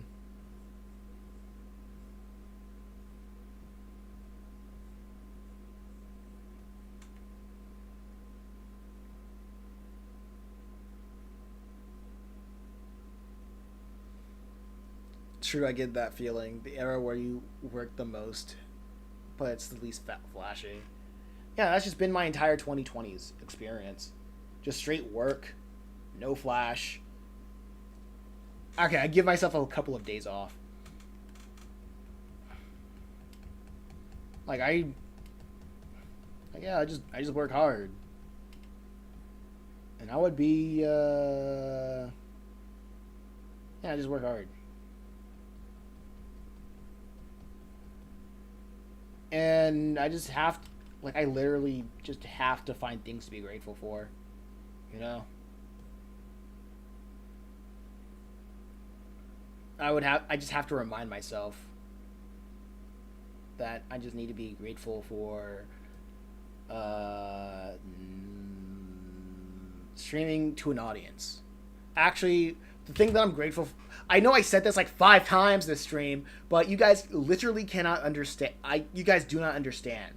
I was streaming like this like years ago, like 2020 when I was working on Chimera Island. Those streams are still up, and there were nobody. Like I would stream to absolutely nobody. Maybe Sketch was there, but usually nobody. And the fact that I have like 3 people active in the stream, yeah, this is enough for me to be like, yeah, I can do this. This is fine. I'm finally talking to somebody. I remember there were days where I would stream. I was like years ago, like 2020. I would like stream, nobody would watch, and then I would just cry. Because I was like, it's never going to happen. I was like, this is never going to happen. Nobody cares. Like, I'm wasting my time. And then I just do it again the next day. I just cry it out. And I just go back. Just do it the next day. And the reason why I went back to do it the next day because I was dedicated on working on my comic at the time. And since I was working on the comic, I was like, I might as well stream.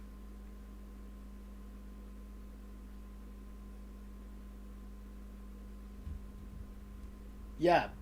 When I started, I was just so dedicated on working on the comics to the point where I streamed because I'm like, hey, I might as well get a stream my streaming legs started up, and nobody would watch.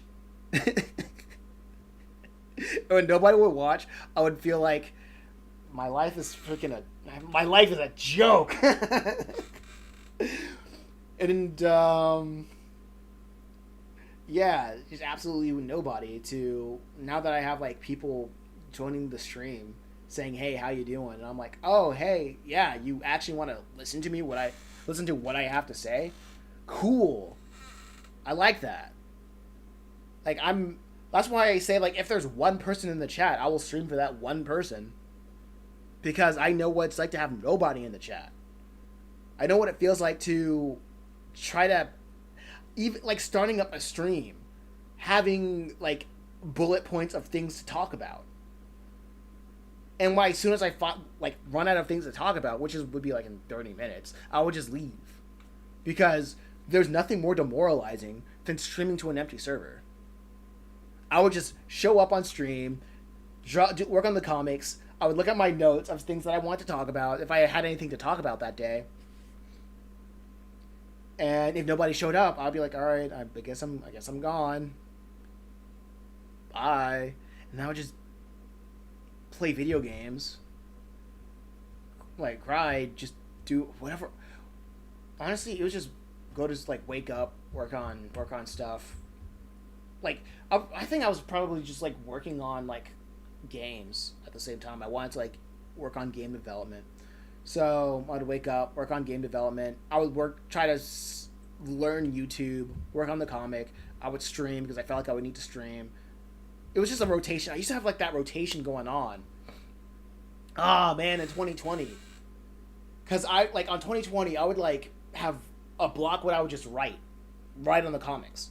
Then I would just thumbnail or work on what I'm doing right now. Inking, like, flattening, like, digitizing the thumbnails. And if I wasn't doing that, I would just gain content to post on the internet. And now I would think about what I could post on the internet. How can I get my comics to be shown on more people? Then there was the comic dubs. There was the first there was the motion comics, then the comic dubs, then the motion comics, the comic dubs. Then I thought maybe I can go into like game development. Then it's like one thing after another. Damn, how many years have you spent streaming to nobody? I couldn't really tell you. I really couldn't tell you. I know it's like it's easy for me to see. I really couldn't tell you, honestly, because I think like when Sketch, like really like, shout out to Sketch. Like I know everybody here has talked to Sketch. Sketch was pretty much the OG. Sketch was here before I even started streaming Persona. Your early stream on the channel was 2022. Okay.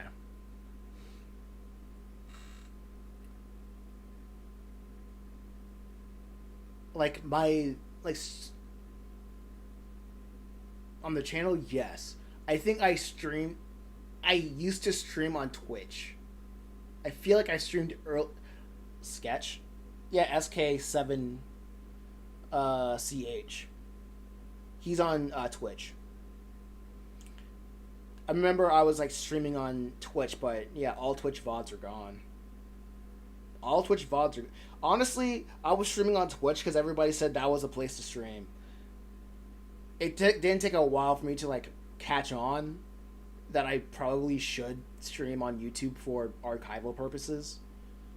But I mean, who knows? Somebody can look at my recent streams and probably get my channel taken down, and bye every VOD on this channel. And that'll be lost media forever. But no, there are some VODs that I save on my hard drive. I used to do. I probably should get back on that for archival purposes, but meh.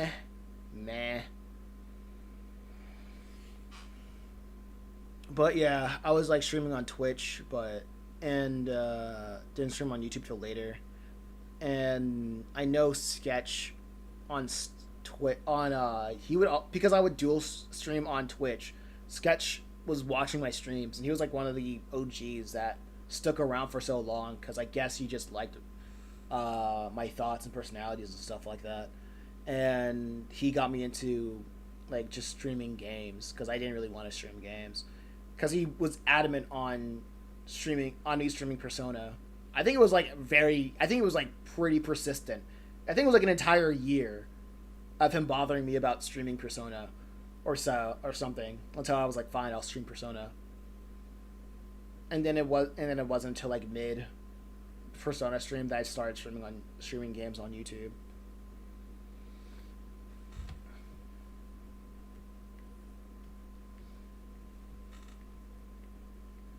But yeah, it's like this, and even not only that, like this entire era still is pretty much, it's not even documentary worthy, because it's all on the internet, unless the documentarian wants to like have a Summer Wars-esque presentation of the internet. It's going to be like very uninteresting. Like a lot of like, if they want to do something like this, a lot of my interactions would have to be in quote unquote cyberspace.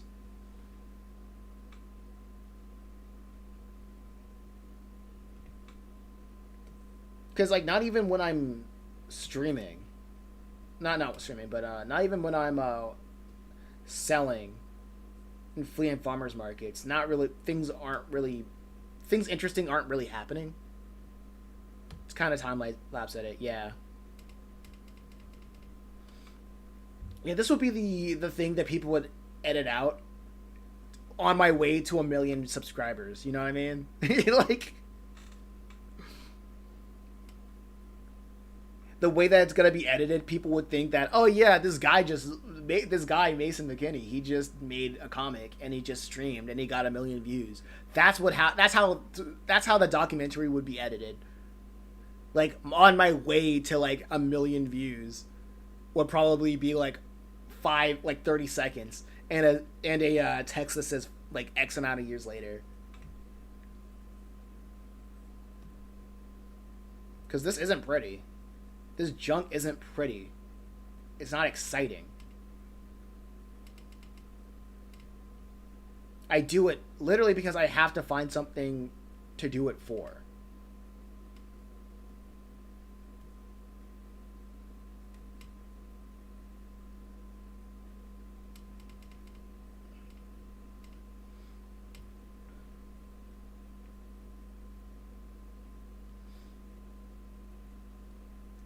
Yeah. But I can't imagine. I mean, I would love to collaborate with a documentarian or something like that. But I can't imagine. The first thing that came to my mind was signing a contract with an entertainer or or I'm trying to figure out what they're called. Like with a network, because the first thing that came to my mind was that new Daily Wire pundit, Matt Nuclear. Oh man, I like when I saw that kid, like that kid's what's his face? Matt Nuclear's contract, Daily Wire contract, that got leaked, and the first thing that came to my mind was when I said that if I gotten that deal, I would have been too powerful. That kind of humbled me.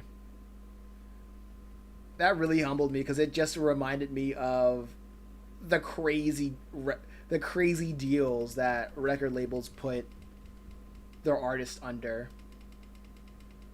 You know what I mean? I mean, I pray that I'm smart enough to read the contract, but a lot of these predatorial guys, these predatorial chosen people, they really go after people who are desperate, who would just sell out their entire life's work for some fame because they couldn't read the fine print. Because I can't afford an entertainment lawyer. And I'm like, who knows if Adult Swim picked me up at that time, I would not be getting a Justin Roiland treatment. I'll tell you that. That would not happen for me. Because that dude, that buddy, the Rick and Morty guys, they just got a deal of a lifetime. The reason why you keep seeing new Rick and Morty seasons is because they formed a contract with Adult Swim where to the point where it doesn't matter how well Rick and Morty does, they have to make a new season. They have to make a new season for 10 years until the contract dries up. So the reason you keep seeing another season of Rick and Morty, it's because of that contract.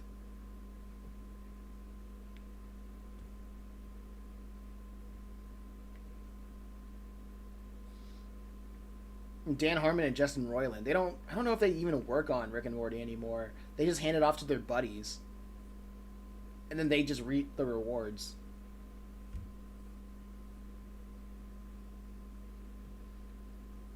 It literally Family Guide it.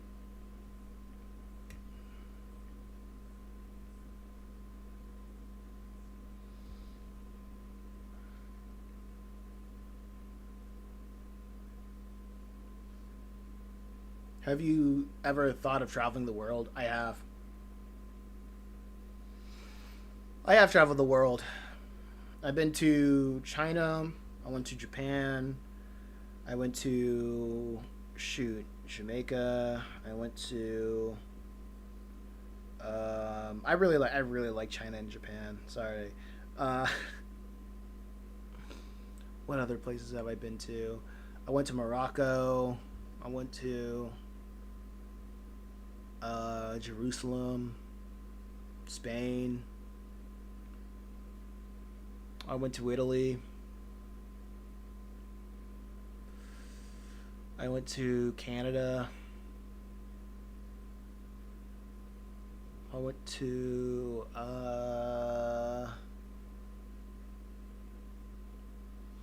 well, I've been to what was yeah, I was at specifically Montreal, Canada.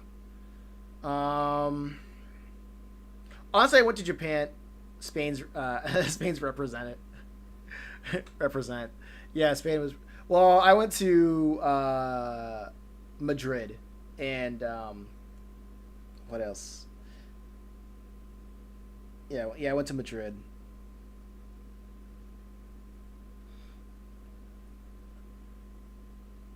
And what else? I went to.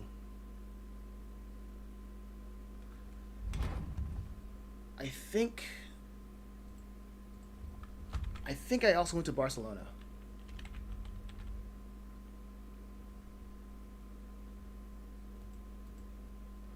Did you learn anything from your exploration?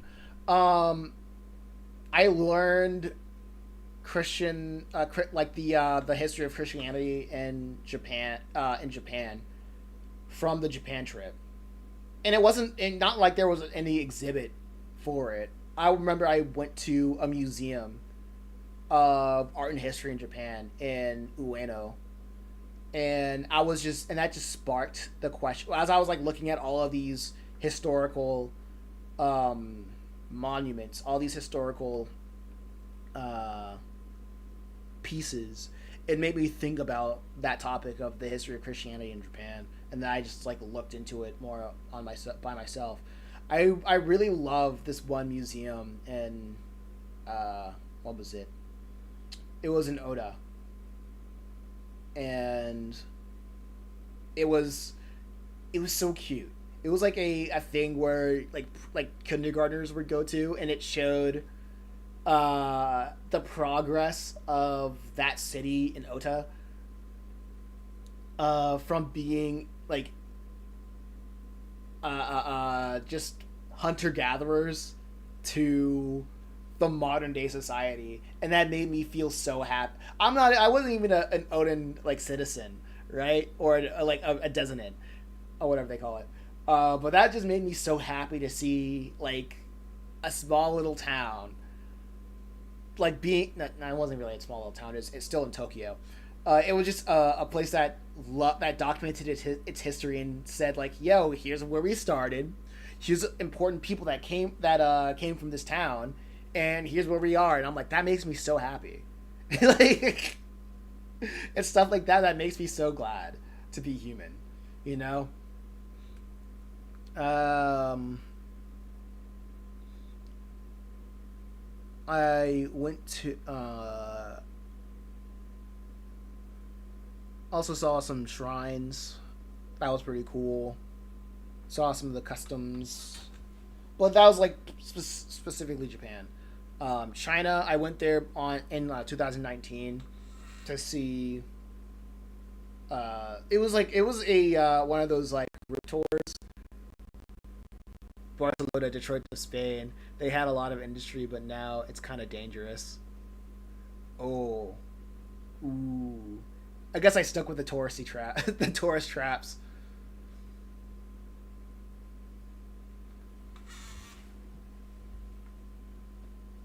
Oh, that's crazy. That's crazy. I think I mostly spent my time in. Yeah, that's great, Madrid. Um, I saw the in Italy. Yeah, Italy. I saw the Colosseums, specifically in Rome. That was, and I learned a little bit about gladiator life out over there, which was pretty cool. Mostly just going outside and exercise. Madrid is okay. Everybody says Madrid is mid. I'm like, it's a nice looking place. I'm like, everybody says Madrid is mid. That's, come on. It's fine. It's fine. Come on now. I mean, I'm a tourist, so in the literal sense of the word.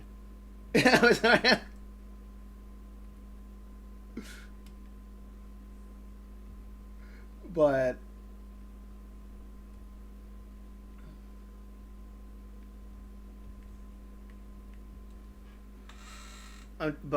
let's see.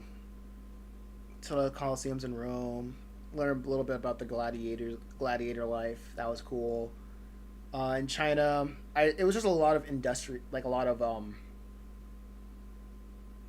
of things. I went to see where the 2008 Olympics were there. I learned a little bit about feng shui. Learned a little bit about. I think the one of the weird things about China and the feng shui is that China really insisted of hosting the Olympics in 2008 there, and they were really obsessed of everything being at 8 because like the Olympics started at like 8 a.m. or and at 8 p.m. or it had, like the seats in the stadium was like 800,000 like 8,000 like 800,000 88 like yeah 800,000 8,800 888 seats and stuff like that because the number 8 is like their superstitious sign of wealth, is their feng shui of wealth. Italian, Portuguese, Spanish, we like bros. We banter this shit between us, but don't you effing dare. 8 is our 7. It's like our 7. Yeah. Their 8 is like our 7.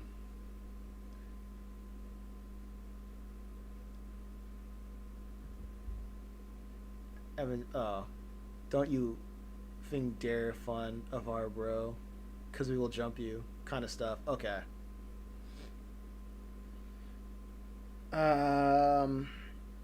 What else?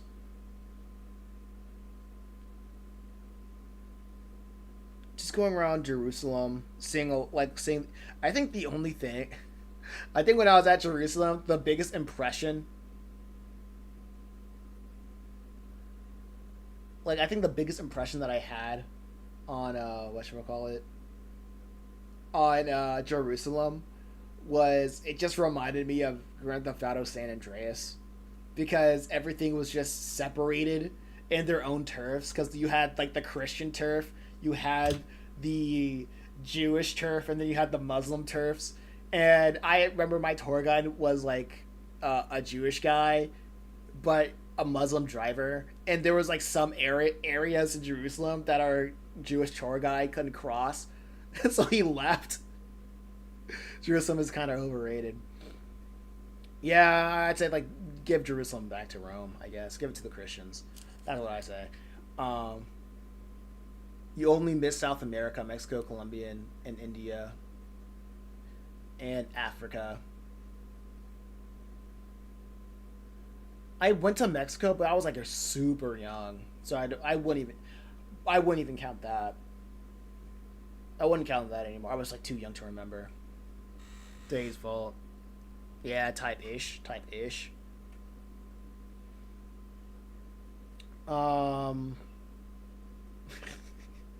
I've been to Puerto Rico. Does that count?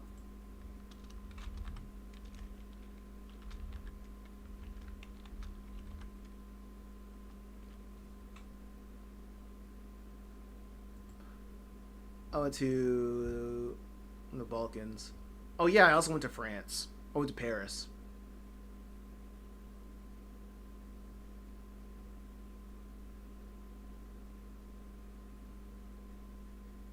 there's a lot of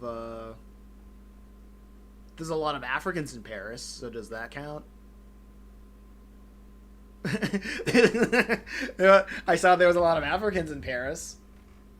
Does that count?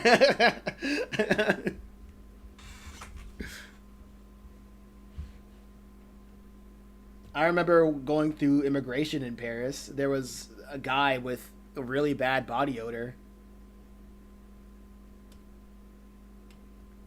So I guess that's like the French scent, the natural French scent people keep talking about.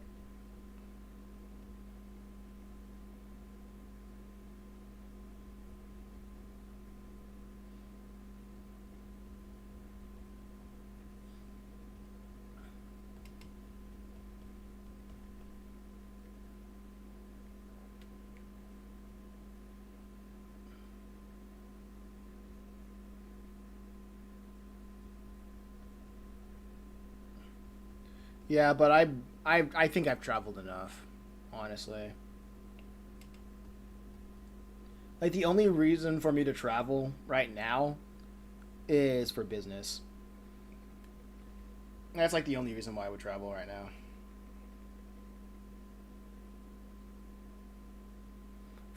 Paris smells like mix of pee in 1 week as one's t-shirt.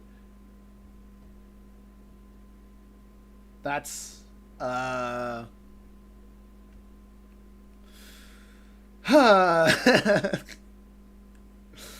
Hmm. Honestly,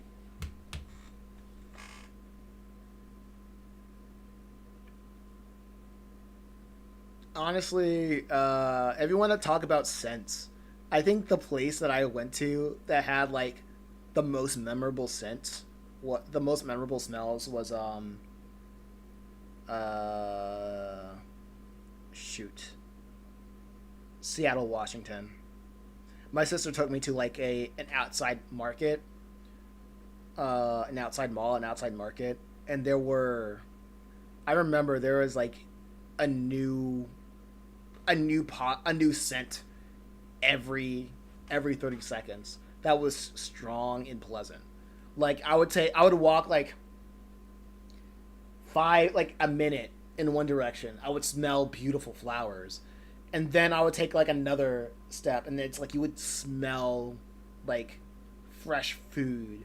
And another step like there was somebody like it would smell sweet like honey because somebody was like selling honey. Like they like it's just so many different I felt like a dog with heightened senses in the best possible way, right? Because all the smells were just positive. Because that's what I think about when I went to like a specific market when I was out in Washington. France is the first African country in Europe. Yeah, so I guess there we go. I went to I went to a form of Africa, which is France. There we go. Until they kick them all out, if they have the political will to do that. Which I don't know. I'm not French. I'm not French. I don't think they would.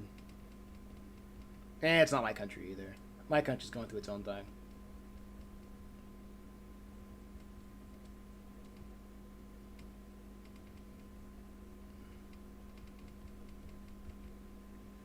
Honestly, that was like Ali's story. Trying like his family tried to migrate from India to Europe, to like somewhere in Europe. I couldn't really put my finger on it.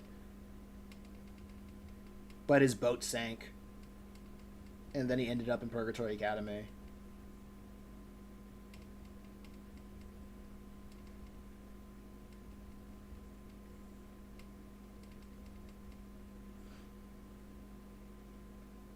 Like I got that idea from one of those. It was like my sister showed me a what do they call it? It was one of those like documentary comics, And there was and the guy that was the author.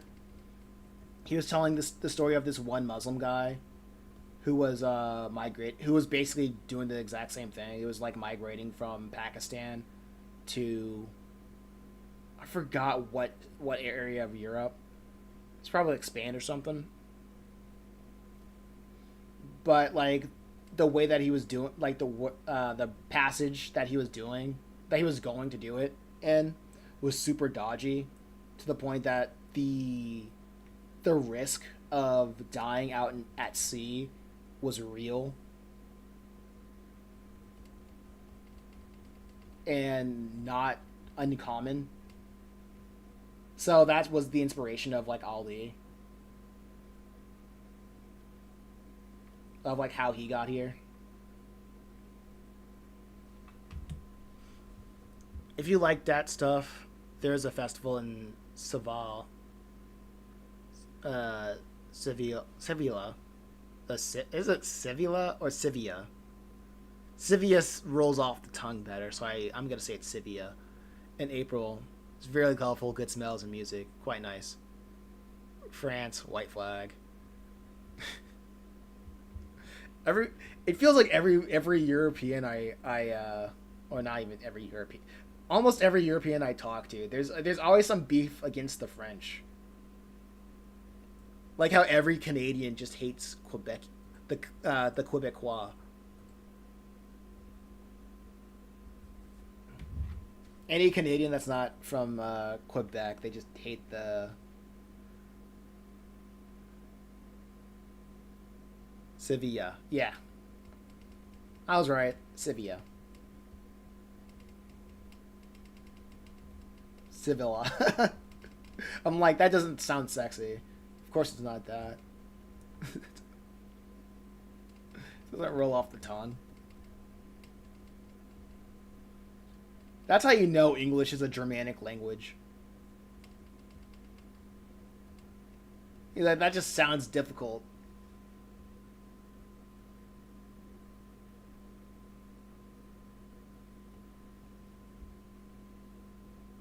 The French think too high of themselves.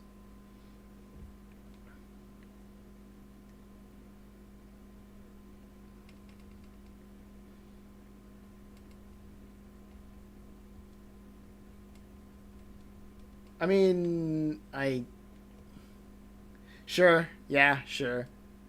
I've heard enough people talk about how the French will just, like, laugh at you if you even try to speak it. And if you're not good.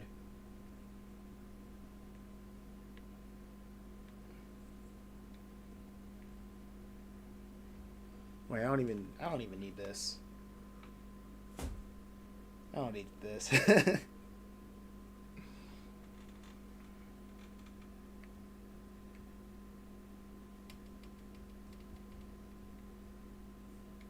Dude, I want to go to more East Asian countries. Like I haven't gone to South Korea yet, but like I said, I'm not really a sightseer. I'm not really a sightseeing type of guy. If there was like a business, if someone's like, "Yo, Mason, I need your expertise on a project, but I need you to like relocate," I'll be like, "Heck yes."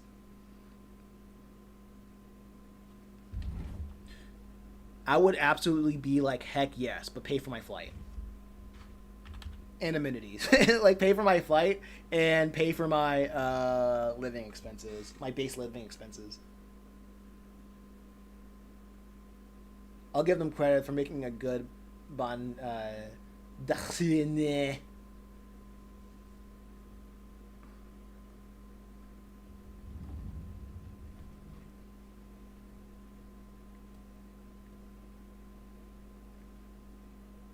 Yo, G4, what do you think about the Quebecois? The Quebecois?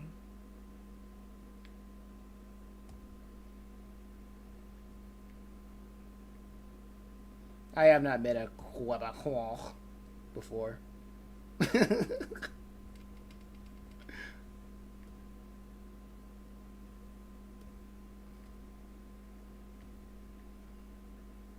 or that I know of.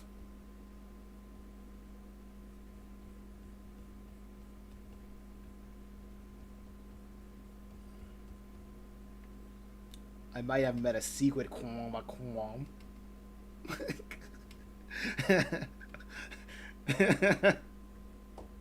Annoying. Alright, yeah. Figured.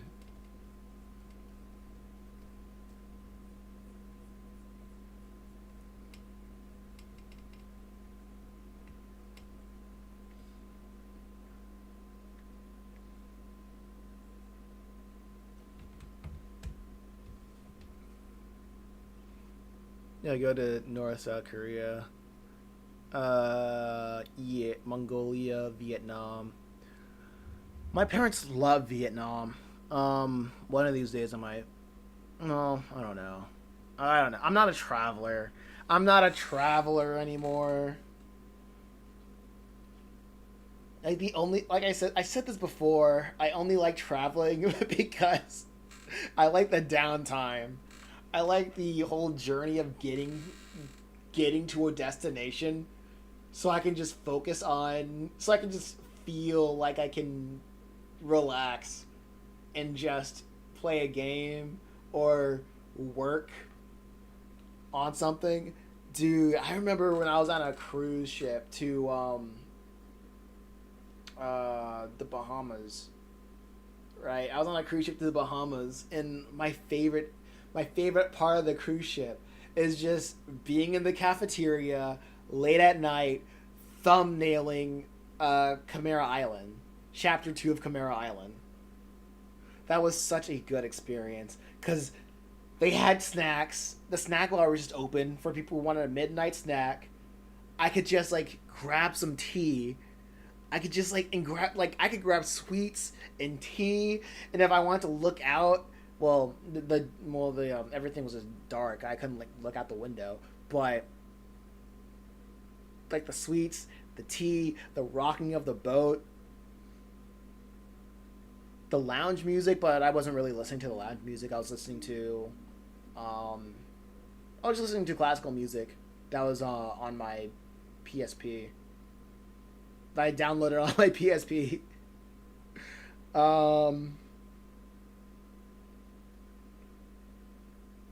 That holidays downtime does hit, yeah. I just love it. I just love that kind of stuff. Like, if I ever go on a cruise, it's not for the cruise activities, it's just being on the boat, working on these projects, working on the comics in a boat setting. I don't want to be social. I don't want to talk to nobody. I don't want to well, no. I will talk to some people, but if I'm on a cruise ship, it's mostly so I can just hit the cafeteria, work on the comics, write. It just turned it into like a cafe at sea. That's what I love.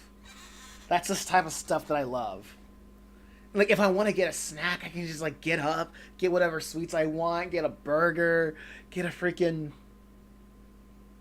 Just get food, some tea or coffee. The boat's rocking. I'm drawing. Freaking... And I know people are just, like, looking at, like, yo, what is this kid drawing?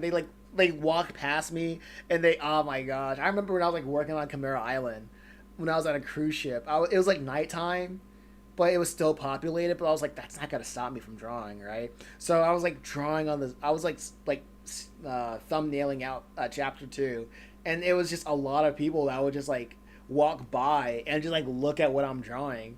And I remember this one kid, he just walked by, he stopped in his tracks to look at my sketchbook, and he just held up traffic. And I was like, man, that's so...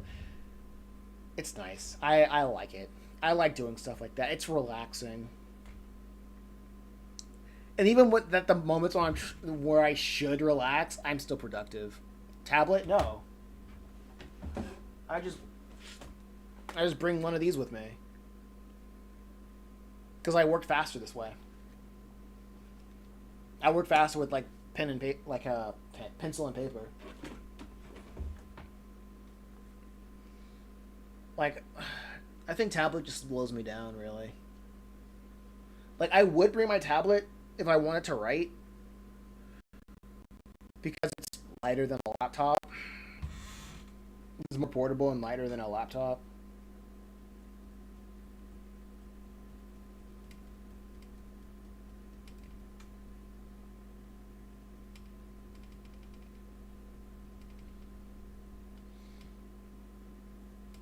Other than that, yeah, I just do that. It's telling me to relax on vacation, brother. No. A vacation is where I get like a lot of my work done, where I can like hyper focus on my work. Did you make a video about your cruise ship experience, or do you just talk about it on stream from time to time? I talk about it on stream from time to time. Like, I'm pretty sure I would be able to make a lot of good videos just by talking about my experiences, but that's just not what I like to do. I don't think I make I don't think I make good videos. B, if they get popular, I wouldn't even want to keep talking about that kind of stuff because I just like the live streaming format better. I just like talking to people about this stuff because if I just make a video, I gotta like think about what I gotta talk about. Then I have to just talk to a mic, have notes, and I'm not really bouncing off of anybody else's energy. I'm not bouncing off of like the chat. Like, and I get too self-conscious about how I speak. Because I would be, like, here's one thing about me. I would never take on anybody on a debate. Because I'm not a good speaker. And debates are stupid, right? Because it's not about finding truth. It's all about rhetoric. And I'm not a strong speaker. So my rhetoric would just, like, would have, like, negative aura. If you slip up on your words once, that's, like, negative aura. And second, I just won't even do a debate because, come on now. No. It's dumb.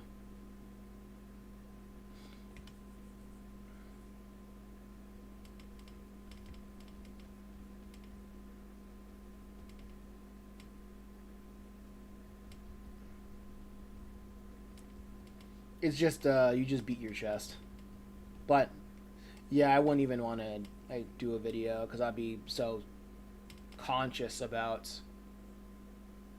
what I do, blah blah blah. Also, I tried that. Actually, no. Well, I did talk about my experiences from time to time on YouTube, but the videos just weren't high quality because I would just have like live stream footage as B-roll as I would talk about what I wanted to talk about, and YouTube and like the YouTube audience just don't really find that engaging. So that there's that.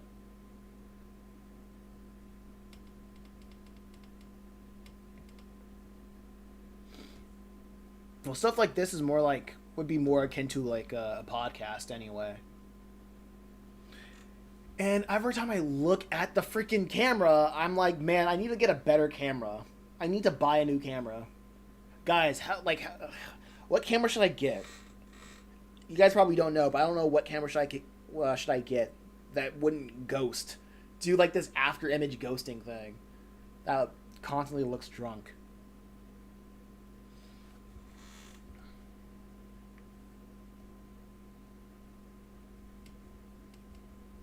But hey, who knows? Maybe there's a charm to the low budget quality.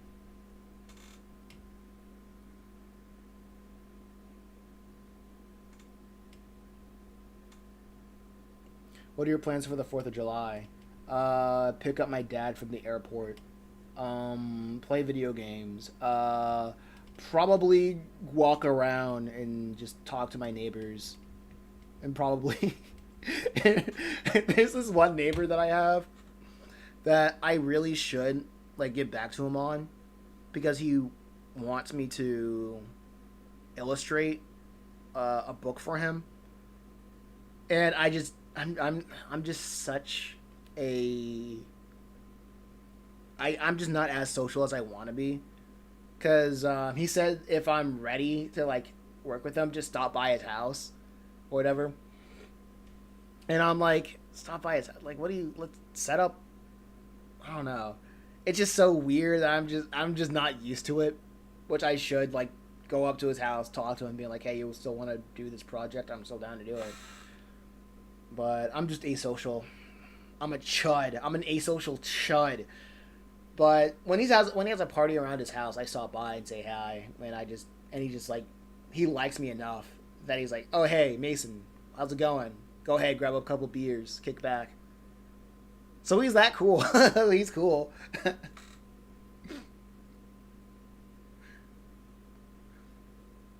Like he allows me to raid his refrigerator for alcohol, so I like him, even though I literally don't drink. I don't drink outside of like social settings, and I don't go to social settings at all. That much. I've been editing videos sometimes. It's not the camera, but OBS settings. But I imagine you already checked that. Linux is good. I guess it's my Xiaomi phone. Dude, China phones are so good. When I saw a Xiaomi phone, I'm like, dude, that's a China phone. And I'm not knocking you. I have a China phone too. It's so good. It's like their phones are so man, so grateful that Android is open source for any China phone. Can be like, just put the operating system on it to have the software. Like these phones can just have the most banging the most banging hardware that would probably run you like $1,500 if it was Apple or Samsung or whatever. And I got this phone, really good camera, like 50 megapixels front, like 10 megapixels, like 50 megapixels back, 10 megapixels or whatever front. And I don't even take photos or anything like that. It's light. It runs what I want. It's great. It has good storage. And I got it for like 125, right? It's crazy. Shout out to the China. Yo, speaking of China devices, the freaking AYN, they didn't even sponsor me. Like, no. But I just love this. I play this thing like every day. I've been playing this thing like every day. And it's literally, this thing is literally just two phones. Like, oh wait, two phones like together. Oh yeah, I was like playing Super Mario Brothers. Super Mario 3D Land. Like, two phones stick together, and I'm like, man, thank God for China, dog. Like, and these trying times where all these American companies are stupid, like going gung ho on AI and not making better devices. They're thank God for China, for real.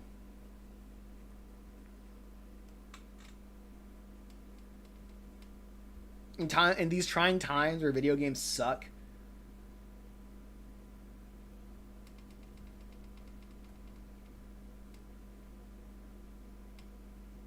but yeah, that's another thing. You think it's OBS? Hold up, maybe it is OBS. Let me try something.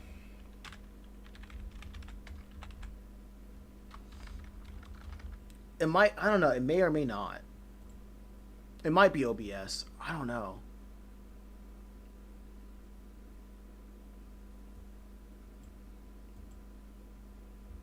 Have you ever done a room tour for the materials you make for your comic? No. It's not real. Like, my room is just a mess. Like, you can tell just by, like, this little thing right over here. My room is just a mess. I'm not gonna, like, and not only that, it's just literally this sketchbook for thumbnailing if I'm traveling. Oh, my iPad's not over here. Everything that I use can be put in a book bag, except for my desktop.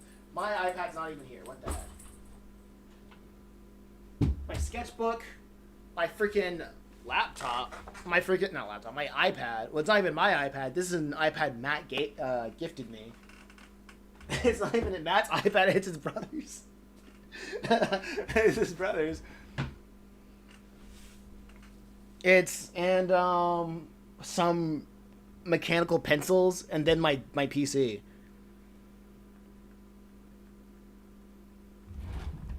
OBS frame rate sync to camera. Let me check.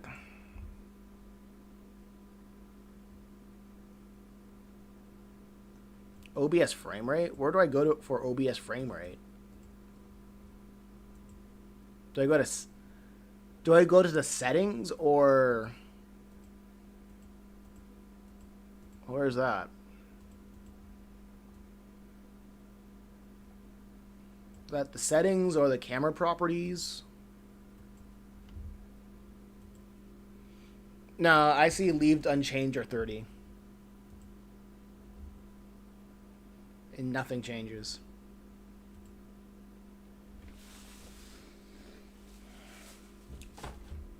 Hold on.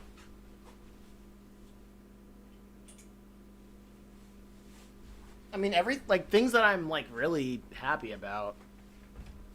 No. I just wanted a reason to talk about. I keep forgetting that I have my old stuff. My old manuscripts. I should have put a date on this. I wish I put a date on this.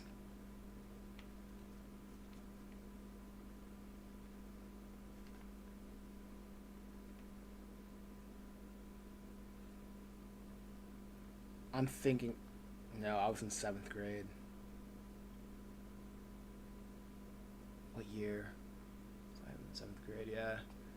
I'm just looking at this and I'm like, oh, yeah. And I just have. You ever have like when you look at some? I'm just having flashbacks. 6th, 7th grade. How old was I? So I was in that. Well, 9th grade ninja. I was 13. So, I had to be like 12. So that was like around 2010, 2011. Around that time frame.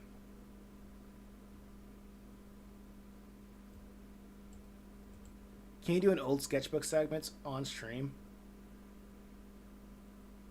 That's going. I can.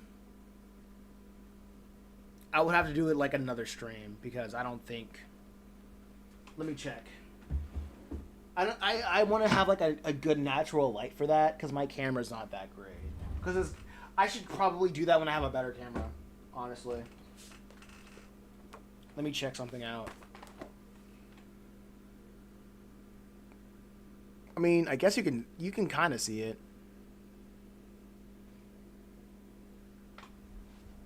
Even when I go like full screen.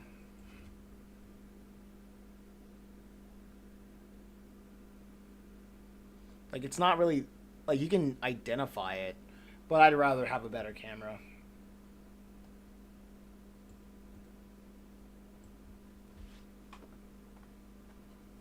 I'd rather have a better camera.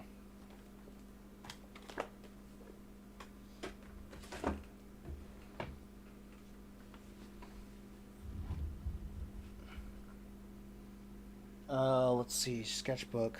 I mean, I think I keep all of my sketchbook. Just full screen the camera. I think I have all of my, I think I have all of my sketchbooks when I was a kid. If not all of them, a lot of them. I have them all in my closet. I don't think I throw them away.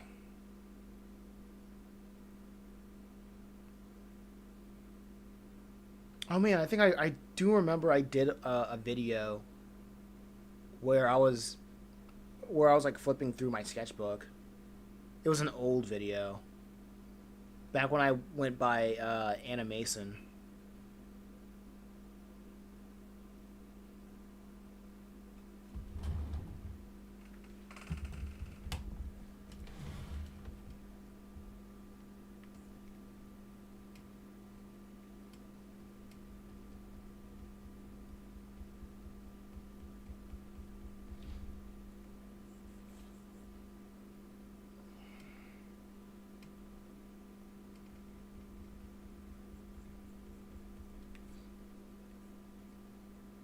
But yeah, I'll do that some other time. If I remember.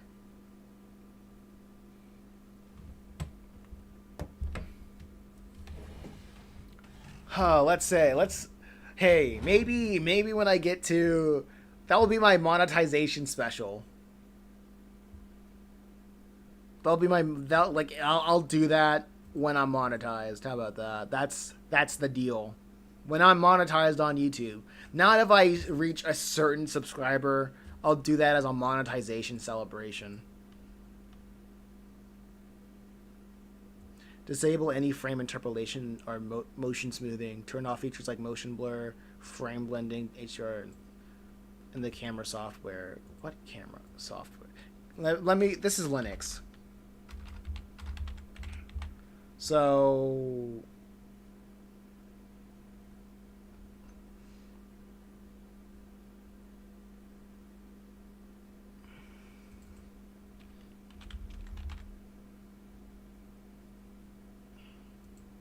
if I can probably find out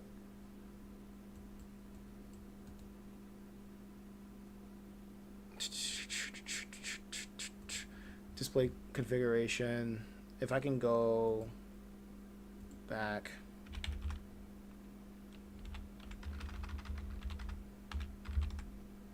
I don't know if I can check out cameras.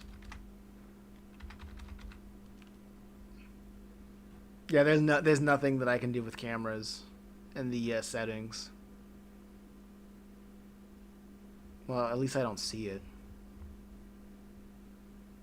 Isn't that something? Oh, it's still in OBS. Okay. The only comic YouTuber that does similar content to you is Comic Ken, but he operates differently. One non-internet talking video every day, and one stream a week. Yeah, everybody's lives are different. Like, nobody would like live stream as much as I do. I do it because I'm not that. I'm allowed. I'm allowed to. Let's just say that. I'm just allowed to.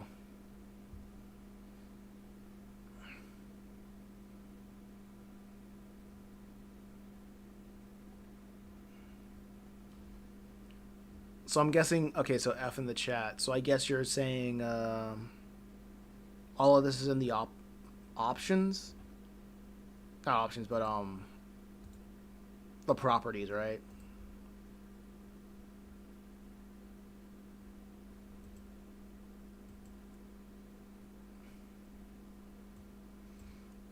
And it's so weird, like, I know a lot of people say that it's a good idea to collaborate with other people. It's just a good idea. But talking solo has really burned me out on that idea. Because a lot of people just aren't really about that. Collaboration or just it really soured my idea of collaborating. It feels like that was the thing to do back in the day.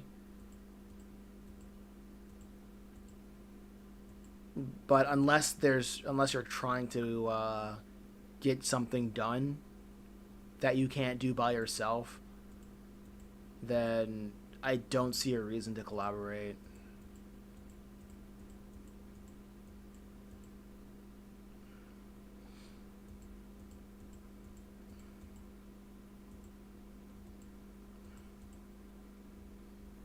I mean, if Comic Ken just hits me up one of these days and said, "Hey, you want to join a live stream?" I'll be like, "Heck yes, I will do it.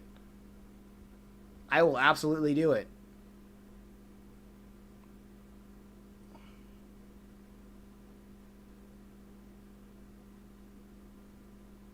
Like, if anybody invited me to their live stream, I'll be like, "Yeah, sure." I really don't have a problem like helping people out with stuff like that. But me reaching out, I'm not that great. I'm not that great at it. I mean, I used to be great at it, but it didn't warrant the results that I wanted to look for, that I wanted. So, I leave it at that. It doesn't really blossom out of, like, anything out of it. I think the only good thing that came out of stuff, something like that. Wait, I don't think I even interviewed Seven's October on Drawing Solo,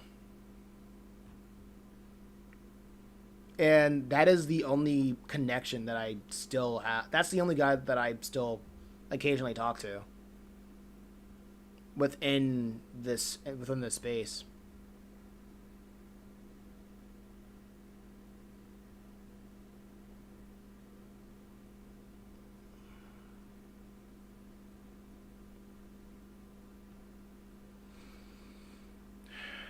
Let's see. Brightness, contrast, gamma, power, frequency. Yeah, I don't really see it. I don't really see anything. Like any of the wait, I didn't see this. Wait, F's in the chat says, I'm in the need of a good video on the camera and a good storage. Is the only 250 Apple. 1500 FU Apple. Yeah, true.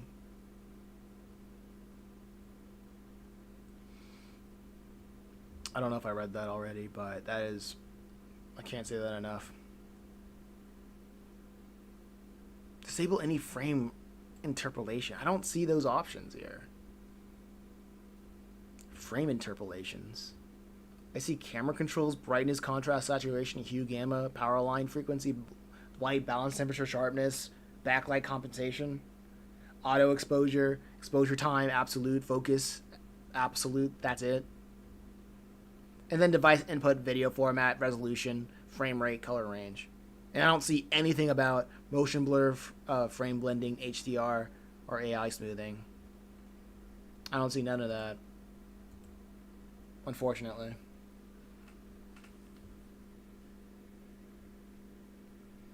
Anyway, it's way past time. I went way over time. I usually stop streaming at like 8 p.m. It's like 8:40. But anyway, I appreciate y'all for coming out. Wait, it's Friday tomorrow. I'll see if I'll hit up Levy if he wants to stream on Saturday. I'll see if Levy will want to like stream on Saturday. Maybe I'll just hit up Comic Ken. I don't know. See if he wants to do something. Well, I don't know. That's pretty sudden. I don't know. Levy would be a safe bet. Would be a safe bet.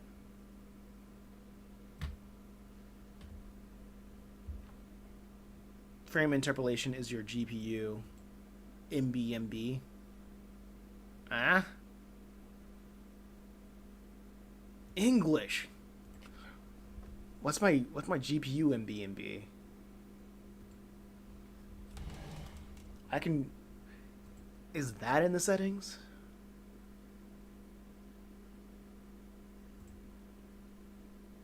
Might be. Is that what it means?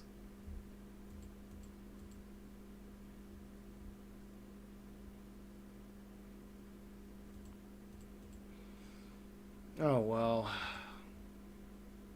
Oh, well. My bad. Okay. Probably a new camera will fix it. That's what I'm saying. Are you seeing what I'm saying? Anyway, it's about time to stop. I have a melted bar of Hershey's chocolate in the refrigerator.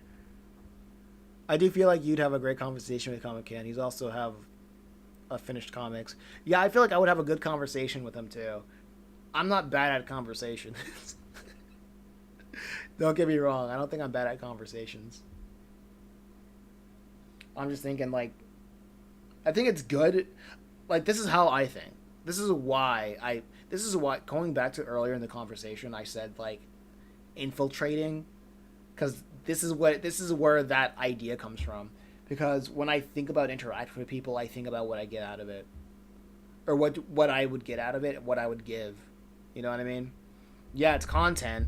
That's cool, but I can just make content by myself, right?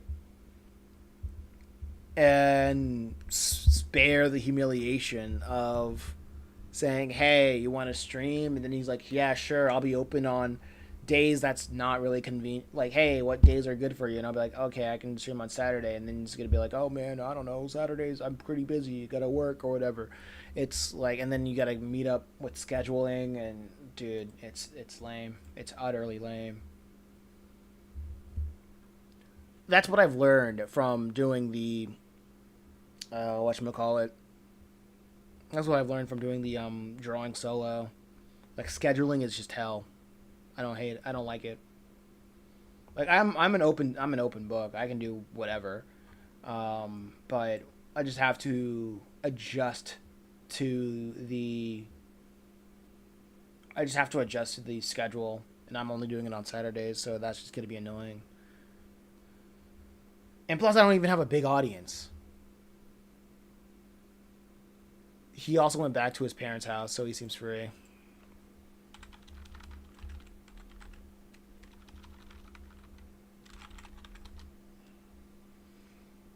Yep, the way of the world, huh?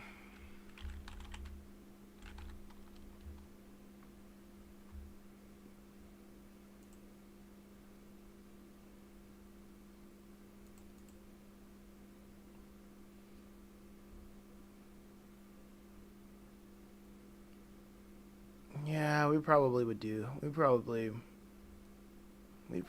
would click.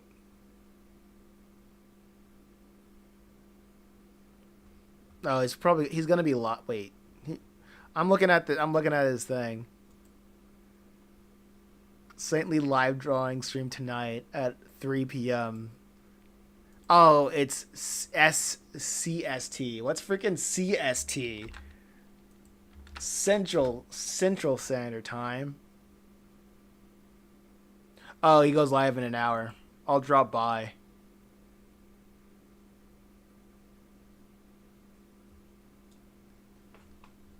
He goes live in an hour. Okay, I'm gonna end the stream. I'll probably drop by in his stream. I'm just gonna subscribe.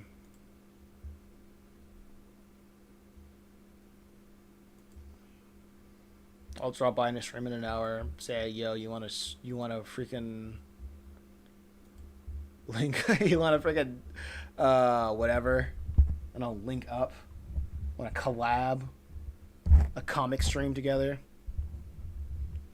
We'll see what goes. We'll see how it goes. Anyway, y'all take care. Peace. See you at Ken's stream. Dang, Lemag's gonna be at the Ken stream. That's gonna be it's gonna keep me accountable for my words. Now I have to show up. Anyway, y'all take care.